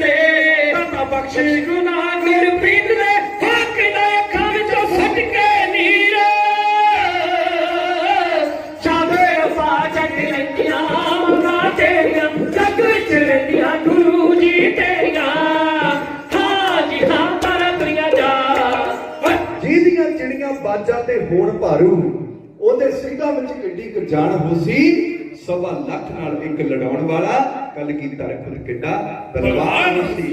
ਸਤਿਗੁਰੂ ਜੀ ਨੇ ਆ ਕੇ ਜਦੋਂ ਮੈਦਾਨ ਵਿੱਚ ਤੀਰਾਂ ਦੀਆਂ ਝੜੀਆਂ ਲਾਈਆਂ ਨਾ, ਪਿਆਰ ਵਾਲਿਓ, ਵਜ਼ੀਰ ਖਾਨ ਦੀਆਂ ਫੌਜਾਂ ਦੌੜ ਗਈਆਂ, ਆਲਮ ਖਾਨ ਦੌੜ ਗਿਆ, ਮੈਦਾਨ ਵਿੱਚ ਰਹਿ ਗਿਆ ਕੱਲਾ ਸਯਾਦ ਬੇਗ, ਜਿਹੜਾ ਕਹਿੰਦਾ ਸੀ ਮੈਂ ਗੁਰੂ ਗੋਬਿੰਦ ਸਿੰਘ ਨਾਲ ਜਾ ਕੇ ਸਿੱਧਾ ਮੁਕਾਬਲਾ ਕਰਨਾ ਹੈ। ਉਹ ਆਇਆ ਪਾਤਸ਼ਾਹ ਦੇ ਸਾਹਮਣੇ, ਮਹਾਰਾਜ ਜੀ ਦੇ ਦੀਦਾਰ ਕੀਤੇ। ਜਦੋਂ ਦਰਸ਼ਨ ਕੀਤੇ ਨਾ, ਪਾਤਸ਼ਾਹ ਜੀ ਦਾ ਨੂਰਾਨੀ ਚਿਹਰਾ ਤੱਕਿਆ, ਉਹ ਕਿਰਪਾ ਵਾਪਰ ਗਈ। ਅੰਦਰ ਸੱਚਾ ਨਿਹੋ ਲਾਇਆ ਪ੍ਰੀਤਮ ਆਪਣੇ, ਤਨ ਮਨ ਹੋਏ ਨਿਹਾਲ ਜਾਂ ਗੁਰ ਦੇਖਾਂ ਸਾਹਮਣੇ। ਜਿਸ ਮਿਲਿਆ ਮਨ ਹੋਏ ਆਨੰਦ, ਸੋ ਸਤਿਗੁਰ ਕਹੀਏ ਮਨ ਕੀ ਦੁਬਿਧਾ ਬਿਨ ਸਜਾਏ, ਹਰ ਬ੍ਰਹਮ ਪਦ ਲਈਏ। ਹੁਣ ਸਤਿਗੁਰ ਜੀ ਦੇ ਚਰਨਾਂ ਤੇ ਸਯਾਦ ਵੇਗ ਚੁੱਕਿਆ, ਮਹਾਰਾਜ ਜੀ ਨੇ ਇੱਕ ਤੀਰ ਹੋਰ ਕੱਢਿਆ। ਪਰ ਪਿਆਰੇ ਹੁਣ ਤਰਕਸ਼ ਉੱਤੇ ਨਹੀਂ ਪਾਤਸ਼ਾਹ ਨੇ ਚਾੜਿਆ, ਇਹਦੀ ਕਾਂਡੋਟ ਦੇ ਕੇ ਇਹਨੂੰ ਥਾਪੜਾ ਦਿੱਤਾ ਹੈ। ਸਯਾਦ ਵੇਗ, ਉਹ ਤੂੰ ਤੇ ਸਾਨੂੰ ਮਾਰਨ ਵਾਸਤੇ ਆਇਆ ਸੈਂ, ਉਹ ਤੂੰ ਆਪ ਸਾਡੇ ਚਰਨਾਂ ਤੇ ਝੁਕ ਗਿਆ। ਕਹਿੰਦਾ ਪਾਤਸ਼ਾਹ ਬਸ ਹੁਣ ਮਾਰੋ ਭਾਵੇਂ ਰੱਖੋ, ਮੈਂ ਹੁਣ ਤੁਹਾਡਾ ਹੈ। ਸਤਿਗੁਰ ਸੱਚੇ ਪਾਤਸ਼ਾਹ ਦੇ ਨਾਲ ਫਿਰ ਅਨੰਦਪੁਰ ਸਾਹਿਬ ਦੀ ਧਰਤੀ ਨੂੰ ਆਉਂਦਾ ਹੈ। ਇੱਥੇ ਰਹਿ ਕੇ ਪਾਤਸ਼ਾਹ ਇਹਦੇ ਕੋਲੋਂ ਸਿੱਖੀ ਦਾ ਅਭਿਆਸ ਕਰਵਾਉਂਦੇ ਹੈ। ਇਹ ਸੇਵਾ ਕਰਦਾ, ਸਿਮਰਨ ਕਰਦਾ, ਸਿੱਖੀ ਦੀ ਰਹਿਣੀ ਬਹਿਣੀ ਕਰਨੀ ਧਰਨੀ। ਜਿਸ ਵੇਲੇ ਸਾਰਿਆਂ ਤੋਂ ਸੁਚੇਤ ਹੋ ਜਾਂਦਾ ਹੈ, ਪਿਆਰ ਵਾਲਿਓ, ਅਗਲੀ ਜੰਗ ਆਉਂਦੀ ਹੈ ਸੈਦ ਖਾਨ ਵਾਲੀ। ਉਹਦੇ ਵਿੱਚ ਪਾਤਸ਼ਾਹ ਉਹਦੇ ਮੁਕਾਬਲੇ ਤੇ ਪਹਿਲਾਂ ਇਹਨੂੰ ਮੈਦਾਨ ਵਿੱਚ ਭੇਜਦੇ ਆ। ਫਿਰ ਜਦੋਂ ਐਨ ਗੁਰਮਤਿ ਦਾ ਧਾਰਨੀ ਹੋ ਜਾਂਦਾ ਤੇ ਇਸ ਨੂੰ ਕਾਬਲ ਦੀ ਧਰਤੀ ਉੱਤੇ ਸਿੱਖੀ ਦਾ ਪ੍ਰਚਾਰਕ ਥਾਪ ਕੇ ਮੇਰੇ ਦਾਤਾਰ ਪਿਤਾ ਜੀ ਭੇਜ ਦਿੰਦੇ ਆ। ਇਹ ਹੈ ਪਾਤਸ਼ਾਹ ਜੀ ਦੀ ਨਜ਼ਰ, ਜੋ ਮੈਂ ਸ਼ੁਰੂ ਦੇ ਵਿੱਚ ਆਪ ਜੀ ਦੇ ਚਰਨਾਂ ਵਿੱਚ ਬੇਨਤੀ ਕੀਤੀ ਸੀ ਕਿ ਸਤਿਗੁਰੂ ਜੀ ਦੀ ਨਜ਼ਰ ਦੇ ਵਿੱਚ ਐਸੀ ਤਸਵੀਰ ਹੈ ਕਿ ਜਿਹੜਾ ਉਹਨਾਂ ਦੇ ਦੀਦਾਰ ਕਰ ਲੈਂਦਾ ਹੈ, ਜਿਹੜਾ ਸਾਧ ਹੈ ਉਹ ਜਰਨੈਲ ਬਣ ਜਾਂਦਾ ਹੈ, ਤੇ ਜਿਹੜਾ ਜਰਨੈਲ ਹੈ ਉਹ ਸਾਧ ਬਣ ਜਾਂਦਾ ਹੈ। ਹੁਣ ਇੱਕ ਪੰਜਾਬੀ ਦਾ ਸ਼ਾਇਰ ਕਹਿੰਦਾ ਜਸ ਉਸ ਸੁਹਾਗਣ ਦਾ ਸਦਾ ਹੋਵੇ, ਆਪਣੇ ਪਤੀ ਦਾ ਜਿਹਨੇ ਸਤਿਕਾਰ ਕੀਤਾ। ਕ੍ਰਿਸ਼ਨ ਕ੍ਰਿਸ਼ਨ ਕਰਦੀ ਰਾਧਾ ਕ੍ਰਿਸ਼ਨ ਹੋ ਗਈ, ਰਾਧਾ ਰੂਹ ਨੂੰ ਕ੍ਰਿਸ਼ਨ ਮੁਰਾਰ ਕੀਤਾ। ਇੱਕੋ ਜਲ ਵਿੱਚ ਮੂਸਾ ਚੁਲਿਆ ਗਿਆ ਸੀ, ਜਦੋਂ ਨੈਣਾ ਤੇ ਵਾਰ ਕੀਤਾ। ਜਰਨੈਲੋਂ ਸਾਧ ਤੇ ਸਾਧੋਂ ਜਰਨੈਲ ਹੋ ਗਏ, ਜਿਨ੍ਹਾਂ ਕਲਗੀਧਰ ਦਾ ਦੀਦਾਰ ਕੀਤਾ। ਇਹਨਾਂ ਕੁਝ ਕਹਿੰਦੇ ਹੋਏ ਇਸ ਪ੍ਰਸੰਗ ਨੂੰ ਮੈਂ ਆਪ ਜੀ ਦੇ ਚਰਨਾਂ ਦੇ ਵਿੱਚ ਇੱਥੇ ਵਿਸ਼ਰਾਮ ਚਿੰਨ੍ਹ ਲਗਾਉਣਾ ਹੈ। ਹੁਣ ਇੱਕ ਹੁਕਮ ਹੋਇਆ, ਮੈਂ ਕੇਵਲ 2 ਮਿੰਟਾਂ ਦੇ ਵਿੱਚ ਉਹ ਵਲਗੀ ਆਪ ਜੀ ਦੇ ਸਾਹਮਣੇ ਕਹਾ ਕੇ ਆਪ ਜੀ ਤੋਂ ਖਿਮਾ ਦਾ ਜੱਜ ਹੋ ਜਾਣਾ। ਜੋ ਹੁਕਮ ਹੋਇਆ ਸੀ ਵੀਰ ਜੀ ਵੱਲੋਂ, ਬਈ ਸੰਤ ਬਾਬਾ ਜਰਨੈਲ ਸਿੰਘ ਜੀ ਖਾਲਸਾ ਭਿੰਡਰਾਂ ਵਾਲੇ ਬਾਬਾ, ਇਹ ਕੌਮ ਜਿਨ੍ਹਾਂ ਬਾਰੇ ਇੱਕ ਉਰਦੂ ਦਾ ਸ਼ਾਇਰ ਕਹਿੰਦਾ, ਖੁਦਾ ਤੁਮਕੋ ਨਹੀਂ ਕਹਤੇ ਮਗਰ ਸ਼ਾਨੇ ਖੁਦਾ ਤੁਮ ਹੋ। ਪੰਜਾਬੀ ਦਾ ਸ਼ਾਇਰ ਲਿਖਦਾ, ਕਹਿੰਦਾ ਲੰਡਨ ਵਿੱਚ ਅਡਵੈਰ ਨੂੰ ਮਾਰ ਕੇ ਤੇ ਉਹ ਸੂਰਮਤਾਈ ਦਾ ਉਦਮ ਸਿੰਘ ਅੰਤ ਕਰ ਗਿਆ। ਲਛਮਣ ਸਿੰਘ ਨੇ ਲਹੂ ਦੇ ਨਾਲ ਧੋਤੇ, ਜਿਹੜੇ ਜ਼ੁਲਮ ਨਰੈਣੂ ਮਹੰਤ ਕਰ ਗਿਆ। ਉਹ ਦੇਸ਼ ਕੌਮ ਲਈ ਕੁਰਬਾਨੀ ਕੋਈ ਕਰੇ ਬਿਰਲਾ, ਜਿਹੜੀ ਜਰਨੈਲ ਸਿੰਘ ਭਿੰਡਰਾਂ ਦਾ ਸੰਤ ਕਰ ਗਿਆ। ਰਹਿੰਦੀ ਦੁਨੀਆ ਤੱਕ ਰੱਖਣਗੇ ਯਾਦ ਲੋਕੀ, ਜਿਹੜਾ ਕ੍ਰਿਸ਼ਮਾ ਸਤਵੰਤ ਬੇਅੰਤ ਕਰ ਗਿਆ। ਉਹ ਅਸਲ ਦੇ ਵਿੱਚ ਬਾਬਾ ਜਰਨੈਲ ਸਿੰਘ ਜੀ ਕੈਸੀ ਉਹਨਾਂ ਦੀ ਸ਼ਖਸੀਅਤ ਹੈ। ਮੈਂ ਇੱਕ ਵਾਰ ਕਿਸੇ ਬਜ਼ੁਰਗ ਨੂੰ ਪੁੱਛਿਆ ਸੀ ਕਿ ਬਾਪੂ ਜੀ ਕ੍ਰਿਸ਼ਮਾ ਕਿਸ ਨੂੰ ਕਹਿੰਦੇ ਆ, ਕ੍ਰਿਸ਼ਮਾ ਕੀ ਚੀਜ਼ ਹੁੰਦੀ ਹੈ? ਤਾਂ ਬਜ਼ੁਰਗ ਨੇ ਜਵਾਬ ਦਿੱਤਾ ਸੀ, ਕਹਿੰਦਾ ਮੈਨੂੰ ਨਹੀਂ ਪਤਾ, ਜੋ ਕਿਤਾਬਾਂ ਦੇ ਵਿੱਚ ਲਿਖਿਆ ਉਹ ਕ੍ਰਿਸ਼ਮਾ ਕੀ ਹੁੰਦਾ ਹੈ। ਪਰ ਜਿਹੜਾ ਕ੍ਰਿਸ਼ਮਾ ਮੈਂ ਆਪਣੀਆਂ ਅੱਖਾਂ ਦੇ ਨਾਲ ਆਪਣੀ ਉਮਰ ਦੇ ਵਿੱਚ ਦੇਖਿਆ ਨਾ, ਉਹ ਹੈ ਬਾਬਾ ਜਰਨੈਲ ਸਿੰਘ ਖਾਲਸਾ ਭਿੰਡਰਾਂ ਵਾਲੇ। ਉਹ ਕੈਸਾ ਕ੍ਰਿਸ਼ਮਾ ਸੀ ਪਿਆਰ ਵਾਲਿਓ, ਜਿਹਨੇ ਇੱਕ ਵਾਰੀ ਉਹਨਾਂ ਦੀ ਸਪੀਚ ਸੁਣ ਲਈ, ਉਹਨਾਂ ਦਾ ਲੈਕਚਰ ਸੁਣ ਲਿਆ, ਉਹਨਾਂ ਦੀ ਤਕਰੀਰ ਸੁਣ ਲਈ, ਉਹਦੇ ਵਿੱਚ ਕੈਸਾ ਸਿੱਖੀ ਜਜ਼ਬਾ ਆ ਗਿਆ। ਉਹ ਕੀ ਕਿਹਾ ਕਰਦੇ ਸਨ ਨੌਜਵਾਨਾਂ ਨੂੰ ਜਿਹੜੇ ਪਤਤ ਹੋਏ ਸਿੱਖੀ ਤੋਂ ਦੂਰ ਜਾ ਰਹੇ ਸੀ।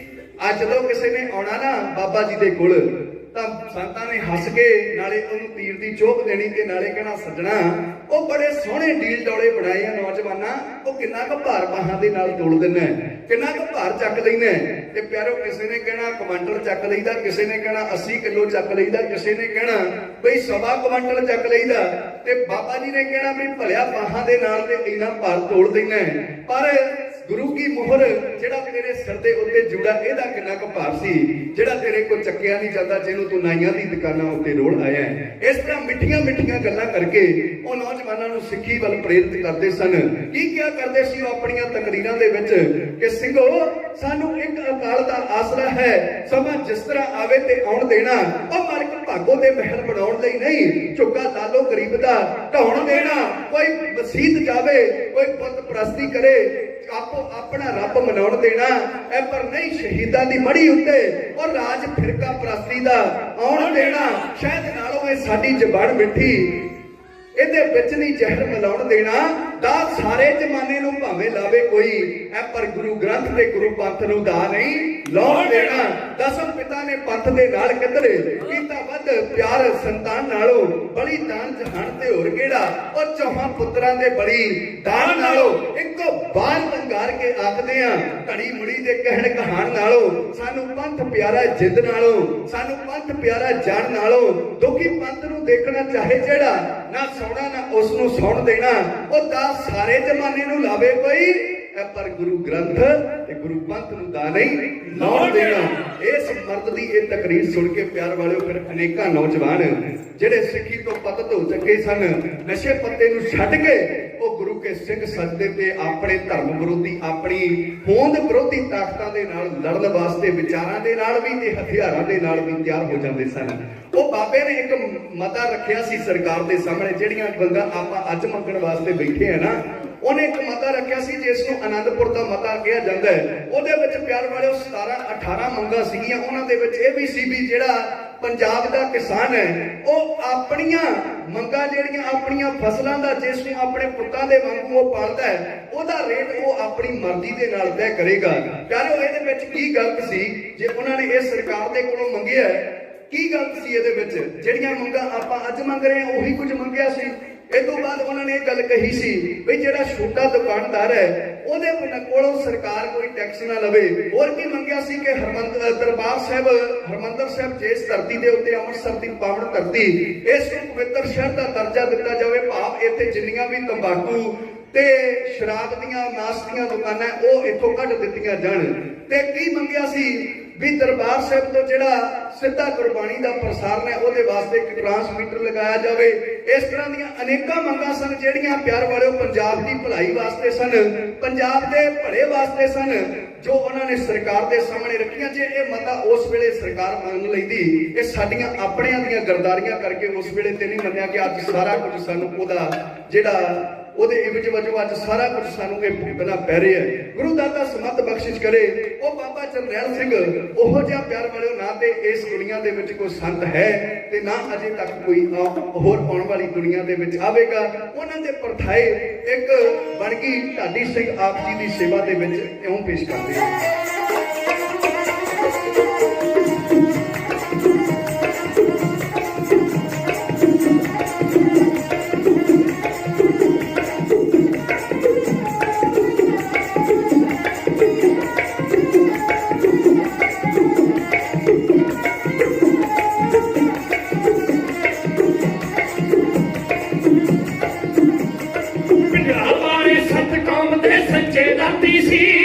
ਪਿੰਗਲਾ ਵਾਲੇ ਸੱਤ ਕੌਮ ਦੇ ਸੱਚੇ ਦਾਤੀ ਸੀ, ਪਿੰਗਲਾ ਵਾਲੇ ਸੱਤ ਕੌਮ ਦੇ ਸੱਚੇ ਦਾਤੀ ਸੀ, ਪਿੰਗਲਾ ਵਾਲੇ ਸੱਤ ਕੌਮ ਦੇ ਸੱਚੇ ਦਾਤੀ ਸੀ।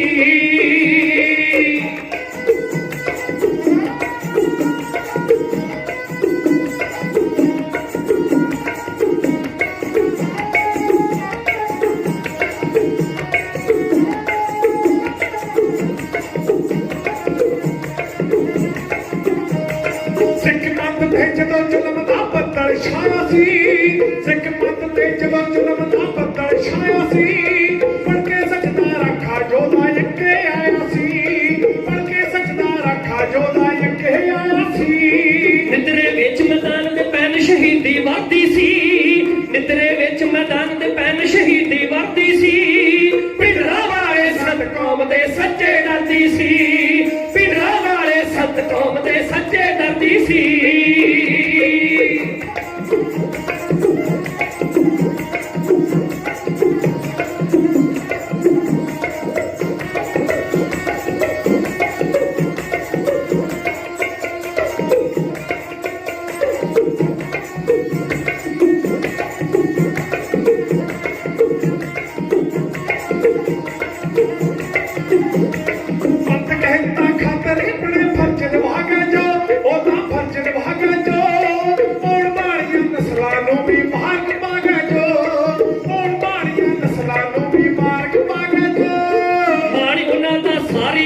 ਸੰਗਤ ਕਰਦੀ ਸੀ, ਮਾੜੀ ਉਹਨਾਂ ਦਾ ਸਾਰੀ ਹੀ ਸਿੱਖ ਸੰਗਤ ਕਰਦੀ ਸੀ, ਪਿੰਡਰਾਂ ਵਾਲੇ ਸੱਤ ਕੌਮ ਦੇ ਸੱਚੇ ਡਰਦੀ ਸੀ, ਪਿੰਡਰਾਂ ਵਾਲੇ ਸੱਤ ਕੌਮ ਦੇ ਸੀ।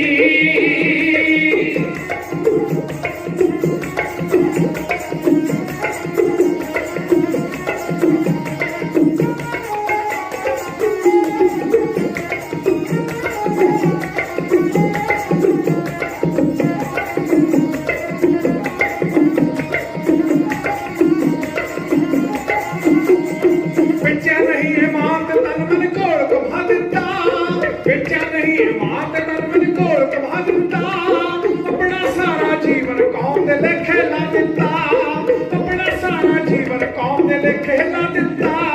ਸ਼ੇਰ ਗਿੱਲ ਜਮਸ਼ੇਰੀਆ ਗੱਲ ਗਵਾਹੀ ਭਰਦੀ ਸੀ, ਸ਼ੇਰ ਗਿੱਲ ਜਮਸ਼ੇਰੀਆ ਗੱਲ ਗਵਾਹੀ ਭਰਦੀ ਸੀ। ਭਿੰਡਰਾਂ ਵਾਲੇ ਸੰਤ ਕੌਮ ਦੇ ਸੱਚੇ ਡਰਦੀ ਸੀ, ਭਿੰਡਰਾਂ ਵਾਲੇ ਸੰਤ ਕੌਮ ਦੇ ਸੱਚੇ ਡਰਦੀ ਸੀ, ਭਿੰਡਰਾਂ ਵਾਲੇ ਸੰਤ ਕੌਮ ਦੇ ਸੱਚੇ ਡਰਦੀ ਸੀ। ਉਸ ਸੱਚੇ ਸੰਤ ਸਿਪਾਹੀ ਨੇ ਈਨ ਮੰਨੀ ਨਾ ਹਿੰਦ ਦੀ ਰਾਣੀ ਦੀ, ਉਹਦੇ ਅੰਦਰ ਦੀ ਜੋ ਤਾਕਤ ਸੀ ਉਹ ਤਾਕਤ ਸੀ ਗੁਰਬਾਣੀ ਦੀ। ਅੰਮ੍ਰਿਤ ਦੀ ਬੂੰਦ ਸੰਗਦੇ ਸਿਰ ਚੜ ਕੇ ਉਹਦੇ ਬੋਲੀ ਸੀ, ਤਾਂ ਹੀ ਤਾਂ ਦੁਸ਼ਮਣ ਦੀ ਫੌਜ ਉਹਨੇ ਪੈਰਾਂ ਦੇ ਵਿੱਚ ਰੋਲੀ ਸੀ।